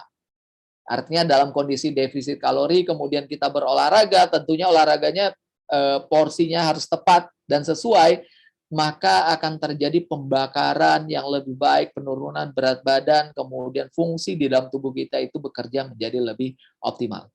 Bagaimana rekomendasi WHO tahun 2020 bulan 12, tanggal 3 atau tanggal 4 bulan 12 2020 rilis WHO. Ini adalah rekomendasi yang bisa dilakukan, aktivitas fisik di rumah, berjalan, cuci mobil, beres-beres, dan sebagainya, kurang lebih 300 menit per minggu. Atau olahraga intensitas sedang sampai tinggi, 150 menit, 75 sampai 150 menit. Ya kan? Artinya bisa dilakukan. Kalau seminggu 3 kali, 75 kan artinya sekali olahraga 25 menit. Dengan intensitas sedang sampai tinggi. Kemudian jangan sampai anti wacana klub. Dikit-dikit, mau dong olahraga, yuk-nya aja. Nggak pernah dieksekusi. Pengen aja, pengen. Nggak pernah olahraga. Atau olahraganya, forum wacananya tuh, nanti kita olahraga pakai atasannya merah, bawahannya putih, sepatunya merah, pakai bando merah, ya kan? Kemudian nggak olahraga, belum dibeli. Masih belum sampai online. Belum sampai nih, akhirnya nggak olahraga. Gitu sampai mereknya salah, harusnya Harusnya yang merek itu, tapi kok datangnya Adidi ya. Akhirnya nggak olahraga, forum wacana. Yang kedua, walaupun belum memenuhi ini, belum bisa 300 menit atau 75 sampai 150 menit, tapi Anda dengan berolahraga, mencoba memulai itu jauh lebih baik daripada nggak dilakukan sama sekali. Yang ketiga, woles aja Bapak Ibu. Mau kemana sih olahraga? Kayak pengen minggu depan mau pakai baju nikahan aja, ya kan? Pengen badinya pengen, pengen slingset lah supaya di foto bagus. Kan enggak kan Bapak Ibu? Sebenarnya olahraga tuh seumur hidup. Jadi woles aja, start slow, go slow, santai aja. Yang lain olahraga langsung bersepeda 3 jam. Ya Anda baru mulai olahraga hanya bisa bersepeda 15 menit. Ya udah. Wih, Bu Elfitria berolahraga 1,5 jam. Pak Arifin hanya mampu berolahraga 5 menit atau 10 menit. Nggak apa-apa, Pak. Nggak harus langsung 1,5 jam kok. Ya kan? Masing-masing aja. Saya hanya mampu 10 menit, saya hanya mampu 20 menit. Udah. Mau kemana sih? Emang mau balap-balapan? Mau kencang-kencangan? Setiap orang tuh punya pace-nya masing-masing. Dan go slow. Ngapain sih? Hari ini olahraga 30 menit, besok pingin 1,5 jam. Waduh. Hari ini bersepeda ke Monas, besok berolahraga pengen ke Banten. Ngapain? Santai aja, nikmatin aja. Olahraga tuh happy dan seumur hidup. Bukan olahraga di target turun berat badan dalam seminggu pokoknya 8 kilo. Mau kemana sih? Santai aja. Olahraga tuh seumur hidup. Ya, dengan kita rutin berolahraga, ternyata tubuh tuh punya sistem sendiri. Walaupun berat badannya masih segini-gini aja, tapi tidur menjadi lebih nyenyak, ya kan? Menjadi lebih happy. Kemudian lingkar perut menjadi lebih kecil, celana udah mulai kedodoran semua ini, gitu kan. Kemudian satu hal lagi, latihan beban minimal 1 kali dalam seminggu. Ini banyak yang nggak dilakukan, even pada atlet Indonesia sepak bola. Makanya Sintayong sampai bilang bahwa, wow, atlet Indonesia mereka aja nggak ngerti latihan beban. Waduh, atlet nggak ngerti latihan beban, apalagi orang biasa kayak kita ini, gitu ibaratnya. Jadi, ayo, latihan beban. Kenapa latihan beban? Karena meningkatkan massa otot, membuat sistem imun di dalam tubuh kita itu bekerja lebih baik. Mitokondria kita yang tugasnya membuat menjadi energi, lemak itu dirubah menjadi energi, glikogen dirubah menjadi energi, mitokondria kita itu bekerja menjadi lebih maksimal. Jadi banyak orang nggak latihan beban, ya itulah berolahraga tapi kok nggak awet muda gitu ya. Kemudian jalannya masih tetap loyo gitu ya, nggak kece gitu. Ayo Pak Arifin, badannya dadanya harus bidang, ya kan? Punggungnya harus kuat. Kenapa punggungnya harus kuat? Waduh, laki-laki dong harus kuat dong, ya kan? Banyak yang dipikul, ya kan? Masa iya sih laki-laki nggak kuat punggungnya, ya kan? Indonesia keras, Bung. Ya sih. Kalau Jakarta keras, Bung. Harus kuat dong, ya kan? Kalau yang muda-muda laki-laki, ya dadanya harus bidang lah. Ya kan? Kan tempat senderan, hati-hati yang sedang galau. Cie. Kalau nggak bidang, nggak kece nanti ya. Maksudnya untuk melindungi wanita di sampingnya, ibunya, adeknya, gitu ya. Kalau nggak gimana? Loyo ditiup angin lewat gitu ya. Ayo, harus ada latihan beban seminggu sekali. Kalau ibu-ibu, ayo Bu, latihan beban. Nggak usah takut jadi berotot. Enggak, Bu. Ibu nggak ada testosteron. Yang laki-laki yang latihan beban sampai ngiler-ngiler. Mas Adita nih, Mas Adit nih. Latihan beban sampai ngiler-ngiler nih. Belum tentu lo berotot. Belum tentu. Apalagi kita, ibu-ibu yang hanya 2 kilo, 3 kilo. Jadi tenang aja, slow aja. Tapi harus ada latihan beban. Nanti saya ajarin di akhir bagaimana latihan beban tersebut. Tapi minimal 1 kali itu harus ada. Ya Mas Adit ya? Harus dong. Biar bugar, ya kan? Nggak gampang disenggol-senggol, ya kan? Dan yang ada di sampingnya nyaman. Nggak lepas tuh ikatan, pegangan. Oke, ini latihan kardio yang saya lakukan seminggu 3 kali, seminggu 2 kali, seminggu 4 kali. Ternyata terkait dengan profil lipid terjadi improve. Yang paling baik itu dengan seminggu 4 kali. Ini penelitian disertasi tesis saya. Kemudian ini video, walaupun video hanya menonton video, tapi video yang kami buat ya. pada perusahaan waktu itu di pemerintah tuh sempat rame olahraga tiap jam 10 dan jam 2. Jadi kami bikinin video stretching hanya 10 menit dengan mempertimbangkan program latihan ditambah pendampingan gizi. Artinya tim gizi dari perusahaan itu dimaksimalkan, ada diskusi, ada grup gitu ya. Ternyata berat badan menurun, persen lemak tubuh menurun, BMI menurun. Walaupun nonton video 10 menit loh. Kemudian latihan moderate dan high intensity ternyata berdampak pada peningkatan massa otot, persen lemak tubuh menurun, dan tingkat perut juga semakin kecil. Ini perbedaan jenis latihan di dua perusahaan yang saya lakukan di disertasi saya. Ternyata kalaupun di perusahaan yang warna biru, ini adalah perusahaan yang saya kasih olahraganya selama 1 jam. Perusahaan yang warna orange ini saya kasih latihan hanya 30 menit. Ternyata hasilnya sama-sama aja kok. Memang penurunannya terkait dengan berat badan lebih tinggi yang 30 menit. Iya dong, dia latihannya lebih lama, 30 menit, ya kan? Kemudian BMI-nya, karena berat badannya turun, BMI-nya pasti turun dan signifikan. Tapi penurunan yang paling besar pada persen lemak, ternyata yang hanya 30 menit loh. Dan ketika dilakukan dengan baik, jadi olahraga tuh nggak harus 1 jam. Zaman sekarang macam-macam ya. Jadi itu bisa dimaksimalkan. Kalau saya bagi nih latihannya dengan latihan yang strength, ada latihan kardio, saya pisahin nih latihan-latihan yang nggak sama. Kemudian ternyata yang strength kardio latihan yang paling banyak menurunkan lemak. Jadi kombinasi tadi ya, seminggu minimal sekali ada latihan beban. Itu akan berdampak pada profil lipid, berdampak pada persen lemak tubuh, berdampak pada berat badan. Pendampingan gizi, ini program di tele-exercise pada satu perusahaan. Ternyata kalau nggak ada pendamping gizinya, ya nggak ada Mbak Nindya yang nemenin, Mbak Nindya dan tim yang nemenin terkait dengan gizi, ternyata penurunannya nggak berhasil. Jadi Bapak Ibu yang mau program menurunkan berat badan, tanya ahli gizinya, konsultasikan. Supaya apa? Ternyata hasilnya positif, terjadi penurunan signifikan. Pahami intensitas latihan, jadi olahraga tuh nggak selalu berat, Bapak Ibu.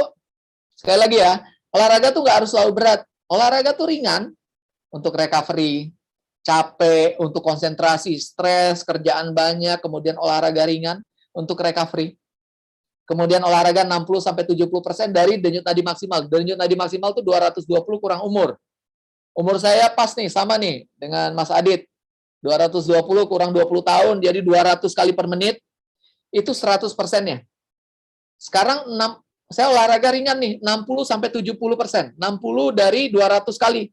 Artinya 120 kali BPM, beat per menit. Denyut nadi saya sampai 160 kali per menit. Kalau di bawah 120, olahraga saya terlalu ringan. Kalau di atas 170, olahraganya terlalu berat. Beda tujuannya nantinya.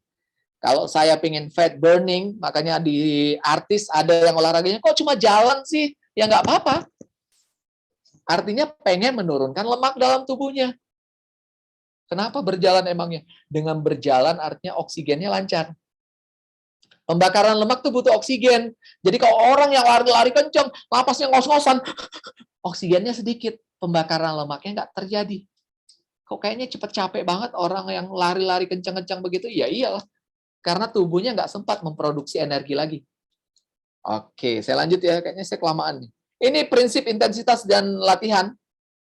Jadi kalau kita bicara di sini, prinsip-prinsip ini adalah kalau intensitas itu tinggi, sekali lagi ya, kalau latihan itu berat, waktunya pasti pendek. Kalau latihan itu berat di sini, pasti waktunya pendek durasinya. Sorry. Kalau latihan itu intensitasnya tinggi, pasti waktunya sedikit kecil. Jadi kalau latihan itu berat, waktunya nggak mungkin panjang. Jadi kalau ada orang yang posting, capek latihan high intensity hari ini, 1,5 jam, itu udah nggak bener. Bukan high intensity itu. Jadi ini menyesuaikan. Jadi kalau Bapak sibuk, olahraganya agak diberatin, Pak. Jadi waktunya nggak perlu 1 jam. Pendek aja. Tapi kalau santai, slow weekend gitu ya, sambil jalan-jalan, keliling komplek gitu ya. Jadi olahraganya ringan aja.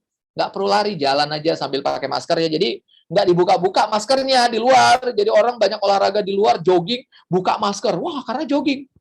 Ya, kita sedih yang jalan di sampingnya. Jalan di sampingnya kan artinya kalau dia jogging, saya jalan di sampingnya, kebayang nggak dropletnya kayak apa itu? Wow. Itu kan zolim sama orang menurut saya ya. Jadi olahraga kalau mau buka masker ya di rumah sendiri aja, intensitasnya tinggi. Kalau di luar ya olahraga intensitasnya lebih ringan lah. Oke, lakukan, ini slide terakhir saya, berusaha mendapatkan tubuh ideal dengan cara yang baik, nggak perlu buru-buru, nggak perlu ekstrim-ekstrim, karena menurunkan berat badan mencapai berat ideal itu seumur hidup. Mulai olahraga, karena tadi ya, walaupun baru mulai hari pertama, ternyata tubuh sudah merespon dengan baik. Apalagi dilakukan dengan rutin. Kedua, perlahan rubah pola makan sesuai dengan kebutuhan, gizi seimbang dikedepankan. Mulai diskusi sama Mbak Nindi nanti, apa ya Mbak Nindi ya, apa ya makanan yang baik buat saya, di rumah saya nggak bisa makan ini, apa ya, saya ada diabetes, kemudian bagaimana ya 4J-nya ya, jadi perlu apa ini ya diperhatikan, perlu apa ditambahkan gitu kan. Kemudian terapkan panduan gizi seimbang, tadi udah disebutkan, cukup karbohidrat, proteinnya baik dan berkualitas, buah sayurnya terpenuhi 400 gram, kemudian kurangi GGL. Mulai olahraga dengan rutin, ya kan? Walaupun belum bisa rutin, ya at least mulai olahraga. Sesekali sambil duduk gini bisa lah, kursinya ditaruh sambil squat dikit ya. Ya kan? Bisa lah. Sambil dengerin, nempel ke dinding, wall squat begini ya.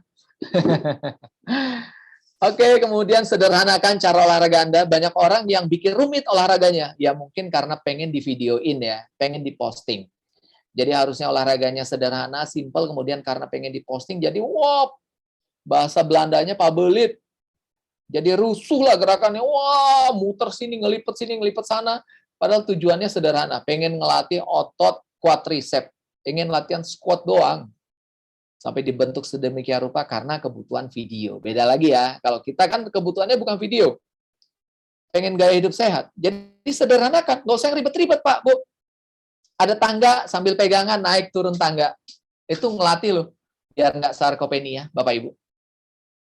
Di samping kasur, ya sekedar dari tiduran, duduk, berdiri, duduk, tiduran. Berdiri, duduk, tiduran. Apa bedanya Pak Puri sama saya berdiri? Beda.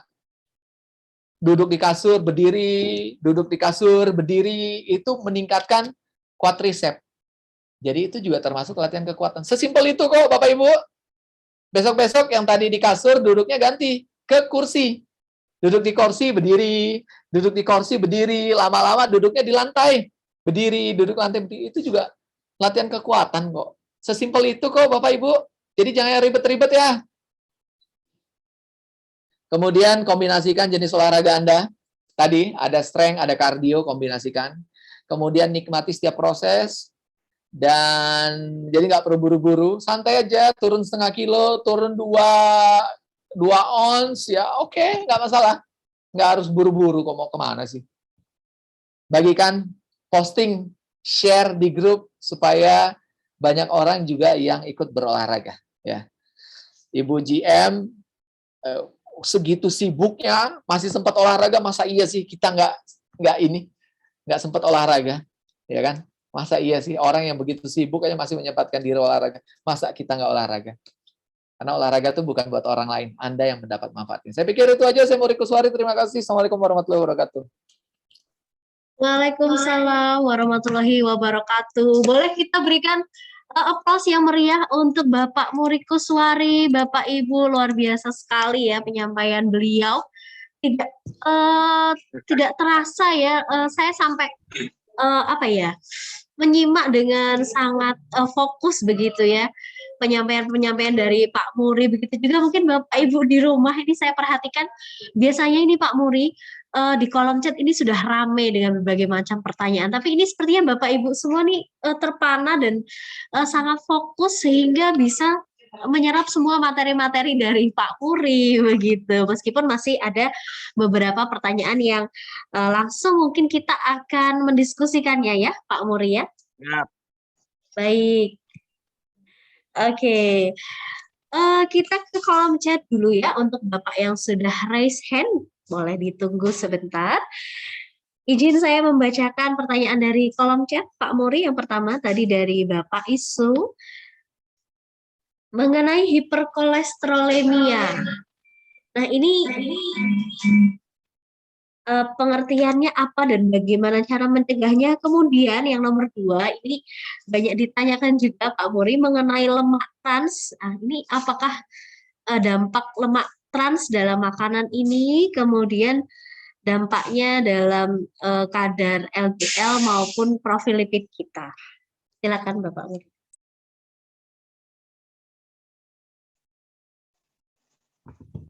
Mohon maaf Pak dibuka. Kolesterol artinya kelebihan kolesterol. Kolesterol kita terlalu tinggi dalam darah kita. Dan itu tadi nggak hanya kolesterol ya sebenarnya. Jadi di profil lipid kita yang terlalu tinggi, HDL terlalu rendah, itu gambaran secara dislipidemia. Tapi kalau fokus pada kolesterol ya seperti itu. Dan bagaimana cara ngatasinnya? Ya tadi, jadi nggak kemudian tiba-tiba makan kolesterol tinggi, wah kolesterol saya nanti jadi tinggi dong. Ini gitu ya, banyak orang yang begitu ya, kemudian makan gaji, wah kolesterol saya langsung tinggi gitu ya. Kalau emang sudah punya kolesterol yang tinggi. Jadi bukan berarti serta-merta seperti itu. Jadi dengan kelebihan berat badan, kelebihan konsumsi karbohidrat juga akan meningkatkan kolesterol kita. Ketika itu nggak digunakan, kemudian numpuk, masuk dalam pembuluh darah, menjadi trigliserid ya, kemudian dimasuk dalam hati dirubah menjadi LDL, kemudian menjadi kolesterol di dalam darah kita. Jadi itu gambarannya. Yang perlu kita lakukan adalah ya pola makan kita jaga, kemudian dapatkan berat badan ideal. Gitu, Mbak. Saya pikir itu ya, Mbak. Yang kedua tadi apa ya, Mbak? Baik, yang kedua tadi Pak Puri disinggung sedikit mengenai lemak trans. Nah, sekarang banyak sekali kampanye produk-produk makanan yang rendah lemak trans. Nah, ini efek kepada profil lipid di dalam tubuh bagaimana Pak Puri? Oke, terkait dengan lemak trans, ya harusnya zero ya, lemak trans. Kalau kayak gitu artinya kan ketika ada lemak trans, kemudian rusak proteinnya, kemudian masuk ke dalam kompon itu, jadi bentuk kimia dari kolesterol, bentuk kimia dari glikogen, kemudian masuk lemak trans di sana, ya akan membuat kemudian antioksidan, bukan antioksidan, tapi oksidatif stres di dalam tubuh kita itu meningkat. Nah, impact-nya kemana-mana nih. Bisa ke cancer, kemudian bisa ke profil lipid nggak baik, kelebihan berat badan, penyerapan ataupun makan menjadi sumber energi itu nggak baik. Uptake glikogen itu nggak terjadi, gula darah tinggi, diabetes, itu impact-nya loh kemana-mana. Jadi terkait dengan lemak trans ya harusnya sih bisa kita hindari ya. Kalau yang tertulis, gampang ya. Tapi yang nggak tertulis kan sering nih. Siapa yang suka makan pecel lele? Siapa? Yang jualannya itu minyaknya itu udah sampai warnanya hitam.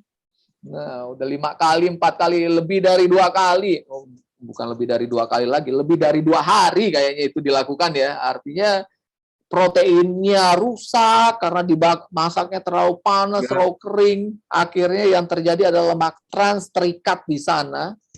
Ya akhirnya beresiko berbagai macam gangguan. Ya mudah-mudahan sistem imun di dalam tubuh kita baik, kemudian antioksidan di dalam tubuh kita itu baik, akan menekan itu semua. Termasuk olahraga itu kan meningkatkan antioksidan di dalam tubuh kita ya. Akan menekan itu semua, kemudian dirilis menjadi netral, jadi nggak berlebih, nggak menjadi radikal bebas, yang ketika kesini kesana berdampak pada kesehatan. Begitu ya, Mbak. Makasih. Baik, terima kasih Pak Muri, sangat menjawab ya Bapak Ibu ya. Kemudian pertanyaan yang kedua, ini saya pilih juga dari kolom chat ya Pak Muri ya. Dari Bapak Mundi, Bapak atau Ibu Mundi tadi sepertinya beliau di Tangerang ya, daerah DKI Jakarta dan Banten. Ini beliau sudah berolahraga 5 kali per minggu nih Pak Mundi, tetapi kok tidak berubah nih komposisi tubuhnya, tidak mungkin tujuan beliau ingin menurunkan berat badan begitu ya, tetapi ini sepertinya kok belum ada efeknya nih, belum langsing-langsing. Kira-kira penyebabnya apa Pak Mundi kalau demikian?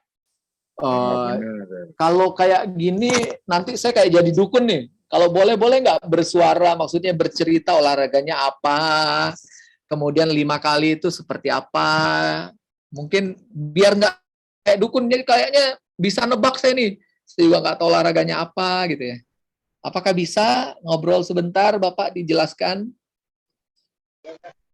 Oke, mungkin ada Bapak Mundi boleh memberikan keterangan singkat begitu ya, atau boleh dijelaskan Pak Muri apa yang menyebabkan secara umum begitu Pak ada Oke. kasus demikian begitu, apa ya Pak ya, sudah olahraga dengan berbagai macam jenis latihan tetapi sepertinya kok belum ada hasil. Apakah memang betul belum ada hasilnya atau ada yang salah nih Makanya apanya? banyak. Bisa jadi begini, bisa jadi adalah yang sudah dilakukan sebenarnya nggak kelihatan impact-nya. Karena apa? Sama seperti TOEFL ya. TOEFL dari 400. Saya Ibu, Dok. Oh, Ibu, mohon maaf, Bu. Gimana, Bu? Olahraganya apa? Boleh sebentar, Bu? Saya tuh seminggu 5 kali, hanya liburnya Senin Kamis ya, Dok, karena puasa. Puasa. Ya. Ya. Olahraganya Selasa saya apa? renang, Dok. Ya, saya renang. Terus Rabu saya itu pemandu senam. Kamis libur, Jumat pemandu senam. Terus Sabtu pemandu senam. Minggu kadang-kadang saya goes. Itu, Dok. Oke. Baik, kalau udah kayak gini gambarannya sebenarnya olahraganya udah sangat baik dilakukan gitu ya. Indikatornya artinya diperlebar, nggak hanya dari sisi berat badan. Persen lemak tubuh yang rutin dicek. Massa ototnya bisa menjadi meningkat, tidur menjadi lebih nyenyak, lingkar perut menjadi berkurang, ya kan? Atau masuk di pletau. Pletau artinya emang sudah di titik udah ideal badannya gitu ya. Terjadi penurunannya sedikit gitu kan. Atau memang metabolisme di dalam tubuhnya ya terjadi penurunan. Ya saya nggak tahu ya artinya pola makannya seperti apa, cukup nggak, jangan saya makan sedikit kok. Justru karena sedikit itulah yang membuat metabolisme dalam tubuh itu nggak baik, nggak bekerja dengan baik. Jadi sedikit tuh belum tentu menjadi lebih baik karena nggak lengkap, ya kan? Gimana bisa dirubah menjadi sumber energi kalau vitamin dan mineralnya itu kurang? Jadi nggak bisa dirubah menjadi sumber energi. Akhirnya apa? Kok segini-gini aja ya? Kok nggak diserap? Pada saat olahraga juga seberapa intens, atau jangan sampai kalau pemandu senam, ya saya juga instruktur senam dari 2004. Jadi bisa jadi saat memandu senam kan macam-macam nih. Bisa jadi karena kita pemandu kan kita bisa melihat nih, kadang-kadang justru kita banyak bernafasnya dan sebagainya. Jadi benar-benar detail kalau boleh ini kan benar-benar case per orang ya, tapi secara general indikatornya saja yang diperlebar ya Bu. Tapi kalau case personal nanti bahkan sampai kita cek jangan-jangan gennya nggak terekspresi gara-gara olahraga yang dilakukan. Bisa jadi olahraganya harus diganti intensitasnya. Begitu? Bisa di DM ya nanti Bu, boleh. Oke, baik. Berarti banyak faktor ya Pak Muri, dan baik porsi latihan ataupun pengaturan porsi latihan dan pola makan ya, keduanya ini pengaturannya sama-sama bersifat personal ya Pak Muri ya. Jadi belum tentu antara satu orang dengan orang yang lain ini bisa memiliki program yang sama begitu ya Pak ya. Baik, saya izin lanjut. Pertanyaan selanjutnya Pak Muri dari Ibu Sri Lestiorini. Ini beliau bertanya, kalau sebelum olahraga nih Pak Muri, apakah boleh mengonsumsi minuman manis untuk menambah energi, misalkan madu atau kurma gitu bolehnya? Apakah boleh jenis tersebut atau justru jenis yang lain nih harusnya? Oke, kalau madu ataupun kurma sebelum berolahraga nggak masalah, bagus. Itu bisa dilakukan. Hanya 1, 2, atau 1-3 buah gitu ya, atau sendok menjadi sumber energi. Karena sebelum berolahraga, emang kita harus konsumsi sesuatu. Dan hitungannya itu jelas loh. Karbohidratnya 1 gram, kalau 1 jam sebelum berolahraga, 1 gram dikali berat badan. Berat badan Mbak Nindya 50 kilo.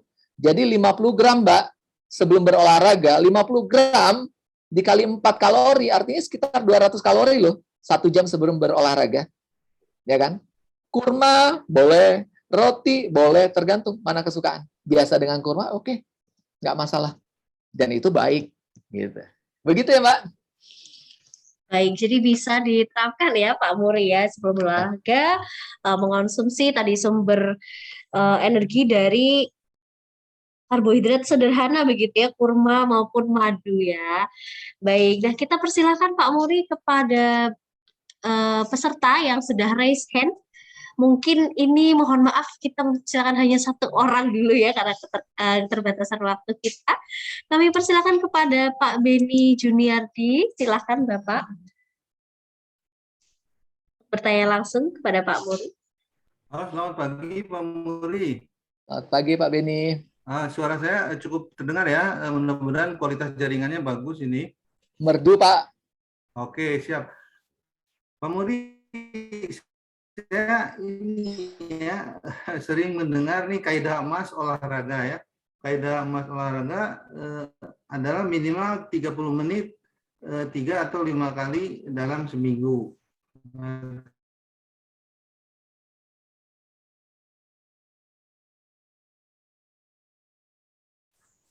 Pak Beni. Boleh dimatikan kameranya Pak Agak sampai ya, ini. sampai 30 menit. Saya tangkap tuh 30 menit 3 sampai 5 kali seminggu. Nah, habis itu apa Pak? Silakan Pak. Oke Pak. Pak Beni masih bisa tersambung dengan kami Pak? Pak Beni ke mute ininya, speakernya. Jadi Pak Muri menyatakan ditambah dengan porsi yang tepat dan gerakan yang benar ya. Nah ini Waduh, sepertinya malah terpental ini ya, Pak Beni ya. Aduh, mohon maaf. Padahal tadi seru sekali sebenarnya pertanyaannya ya. Pak Beni. Oke, sudah tersambung kembali Pak? lagi dok, Pak Muri. Ya, silakan Pak. Masuk lagi. Nah, disambung lagi ya. Ya, boleh Pak. Halo. Ya, Halo. di kameranya Masih dimatiin dengar saja. saya, ya? Masih, kameranya dimatiin saja kali Pak. Kayaknya keputus nih. Nah, pertanyaan saya, ya. Ya, Pak. Oke, coba kameranya dimatiin ya. Pertanyaan saya, untuk usia saya nih, apakah masih boleh kita event tourism spot misalnya untuk maraton, trail run, kayak di Bandung kan di Tahura, di Taman Hutan Raya Dago gitu. Nah, ini karena asumsinya saya sudah dilakukan terbiasa sejak muda gitu. Dan saya sudah ikut, apakah itu tidak overtraining gitu? Ya sekali-sekali lah ada event-event, walaupun sekarang sedang pandemi ya, pandemi itu kebanyakan virtual ya, virtualan ya. Tapi kan sebentar lagi ini udah mau offline lagi nih. Apakah saya masih boleh nggak gitu? Atau sudahlah kembali ke kaidah emas, 30 menit saja jalan kaki keliling-keliling di komplek perumahan atau di treadmill gitu. Oke Pak, saya dapat terima kasih Pak Beni. Ini menarik ya. Itu kalau saya masih ikut event itu, apakah itu akan mengganggu kesehatan? Iya, jadi event-event yang dilakukan itu Pak, karena udah sering Bapak melakukan olahraganya dari dulu sudah dilakukan, ya artinya dengan event-event olahraga tersebut, cabang-cabang olahraga yang dikompetisikan, ya silakan Pak, dan oke, nggak masalah. Tapi, balik lagi, tapi yang perlu dan disadari dengan baik adalah Bapak harus punya indikator. Kapan harus stop, kapan harus mengalah, kapan masih bisa digenjot, ini harus ada. Banyak orang yang melupakan ini. Saya kasih contoh. Ya, dosen saya waktu S1 sama Pak, saya S1 di olahraga di UPI Bandung, Pak. Jadi ada juga yang kemudian kejadian dengan taruhan misalnya ya Pak ya, berkompetisi, ada taruhan di tengahnya misalnya badminton, ada yang ditaruhin ya, katakanlah minuman gitu ya, minuman mineral, air mineral. Karena taruhannya nggak seberapa Pak, tapi dicenginnya seminggu di kantor itu menjadi luar biasa tuh. Akhirnya mainnya nge-push diri, nggak ada kontrol. Ya kan nggak sadar Pak kalau bertanding Pak. Jadi makanya tadi 220 kurang umur itu 100% Bapak. Nah sekarang Bapak punya batasan, di 90 saya udah maksimal nih. Jadi kalau misalnya Bapak umurnya 50, artinya 220 dikurang 50, jelas nih, artinya 170 itu 100%-nya Pak. Jadi denyut nadi ketika Bapak berolahraga, lari, cek denyut nadi saya ternyata dikurang 17, artinya 153 ya.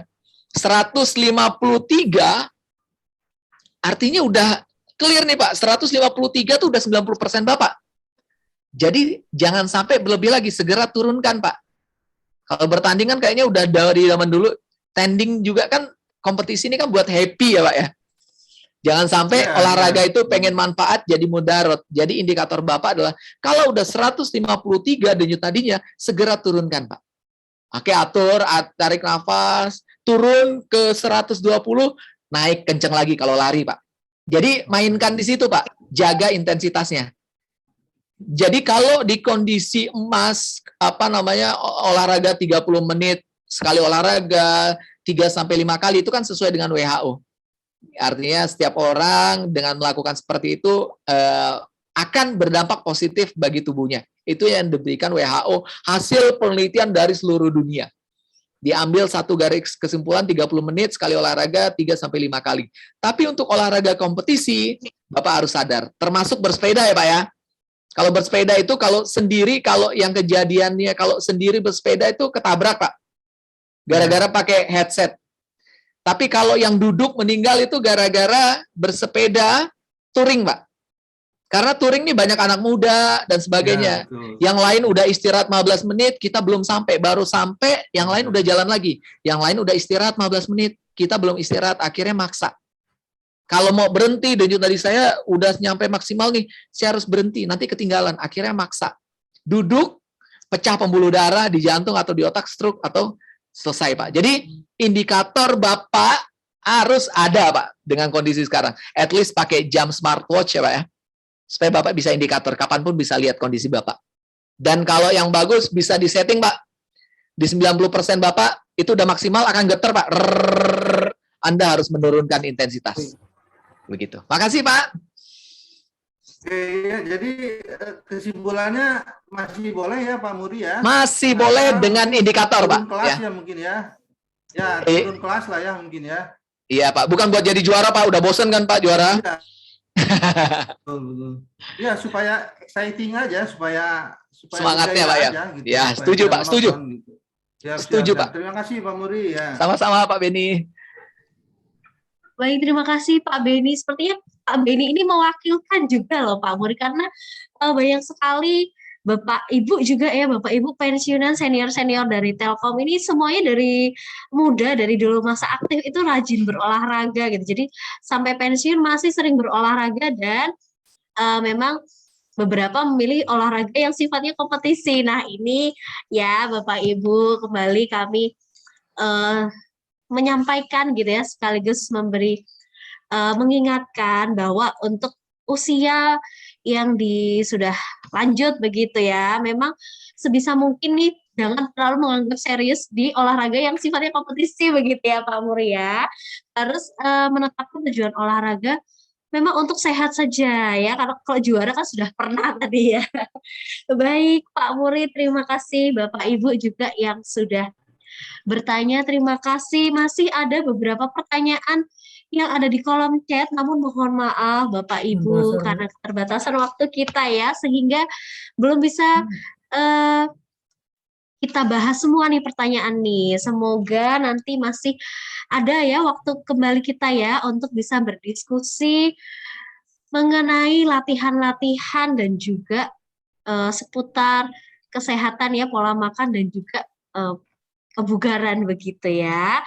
Dan Pak Muri, terima kasih sudah hadir bersama kami pada pagi hari ini. Dan materinya sangat luar biasa. Nanti sudah banyak sekali Pak yang minta untuk di-share. Nanti boleh melalui saya ya Pak ya. Untuk materinya luar biasa sekali. Dan juga titipan Pak, pertanyaan Pak dari rekan kami di Yakas Telkom Pak. Untuk contoh-contoh latihan tele-exercise-nya Pak. Mungkin nanti boleh diberikan secara singkat ya Pak kepada saya Pak. Boleh. Terima kasih sekali Pak Muri, luar biasa penyampaian materinya, konten materinya, semuanya luar biasa dan sangat-sangat membuat kita fokus untuk mendengarkan dan juga menyerap tadi semua materi dari Pak Muri ya. Baik.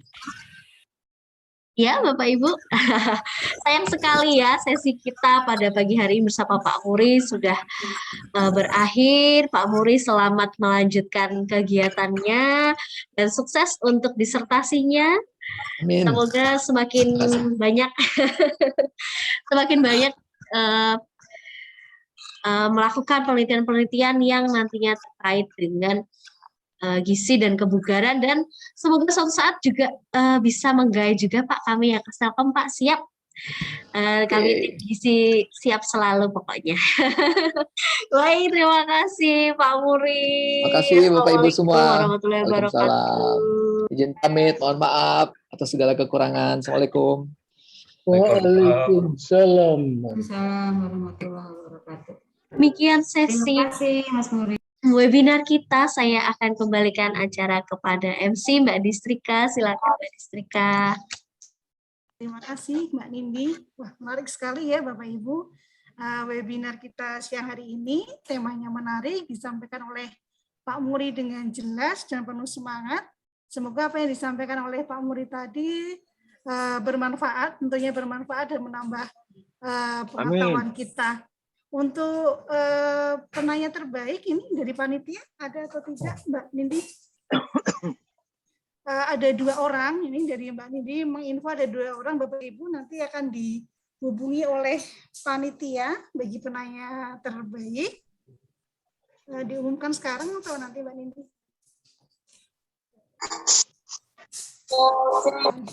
Mohon ditunggu sebentar Bapak Ibu.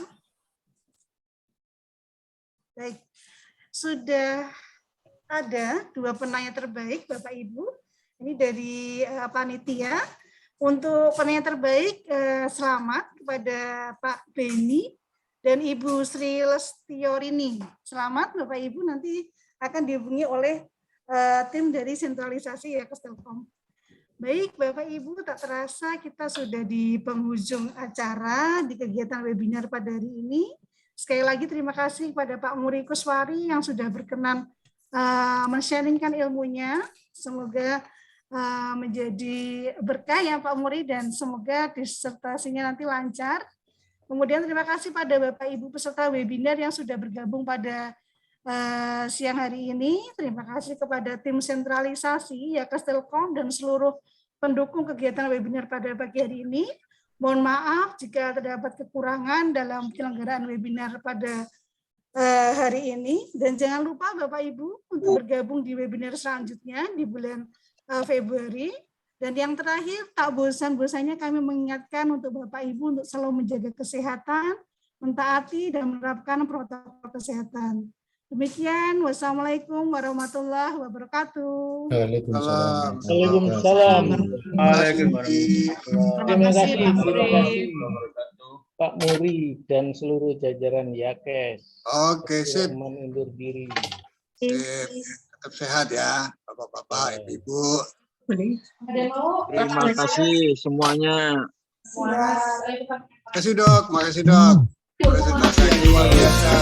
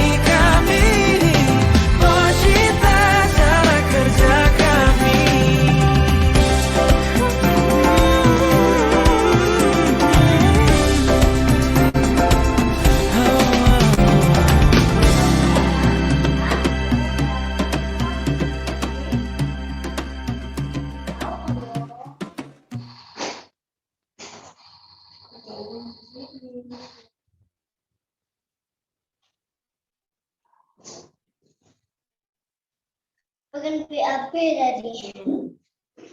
Untung nggak di sekolah. Kalau di sekolah gitu. Bisa nggak? Pernah nggak di sekolah? Iya, kalau bisa belajar dulu. Kalau di sekolah kalau terpaksa harus ngeyek ya dingeyekin. Itu kalau dibilang gitu. Enak kan? Soalnya dari luar ukuran. Masa sih. Panas. Semuanya.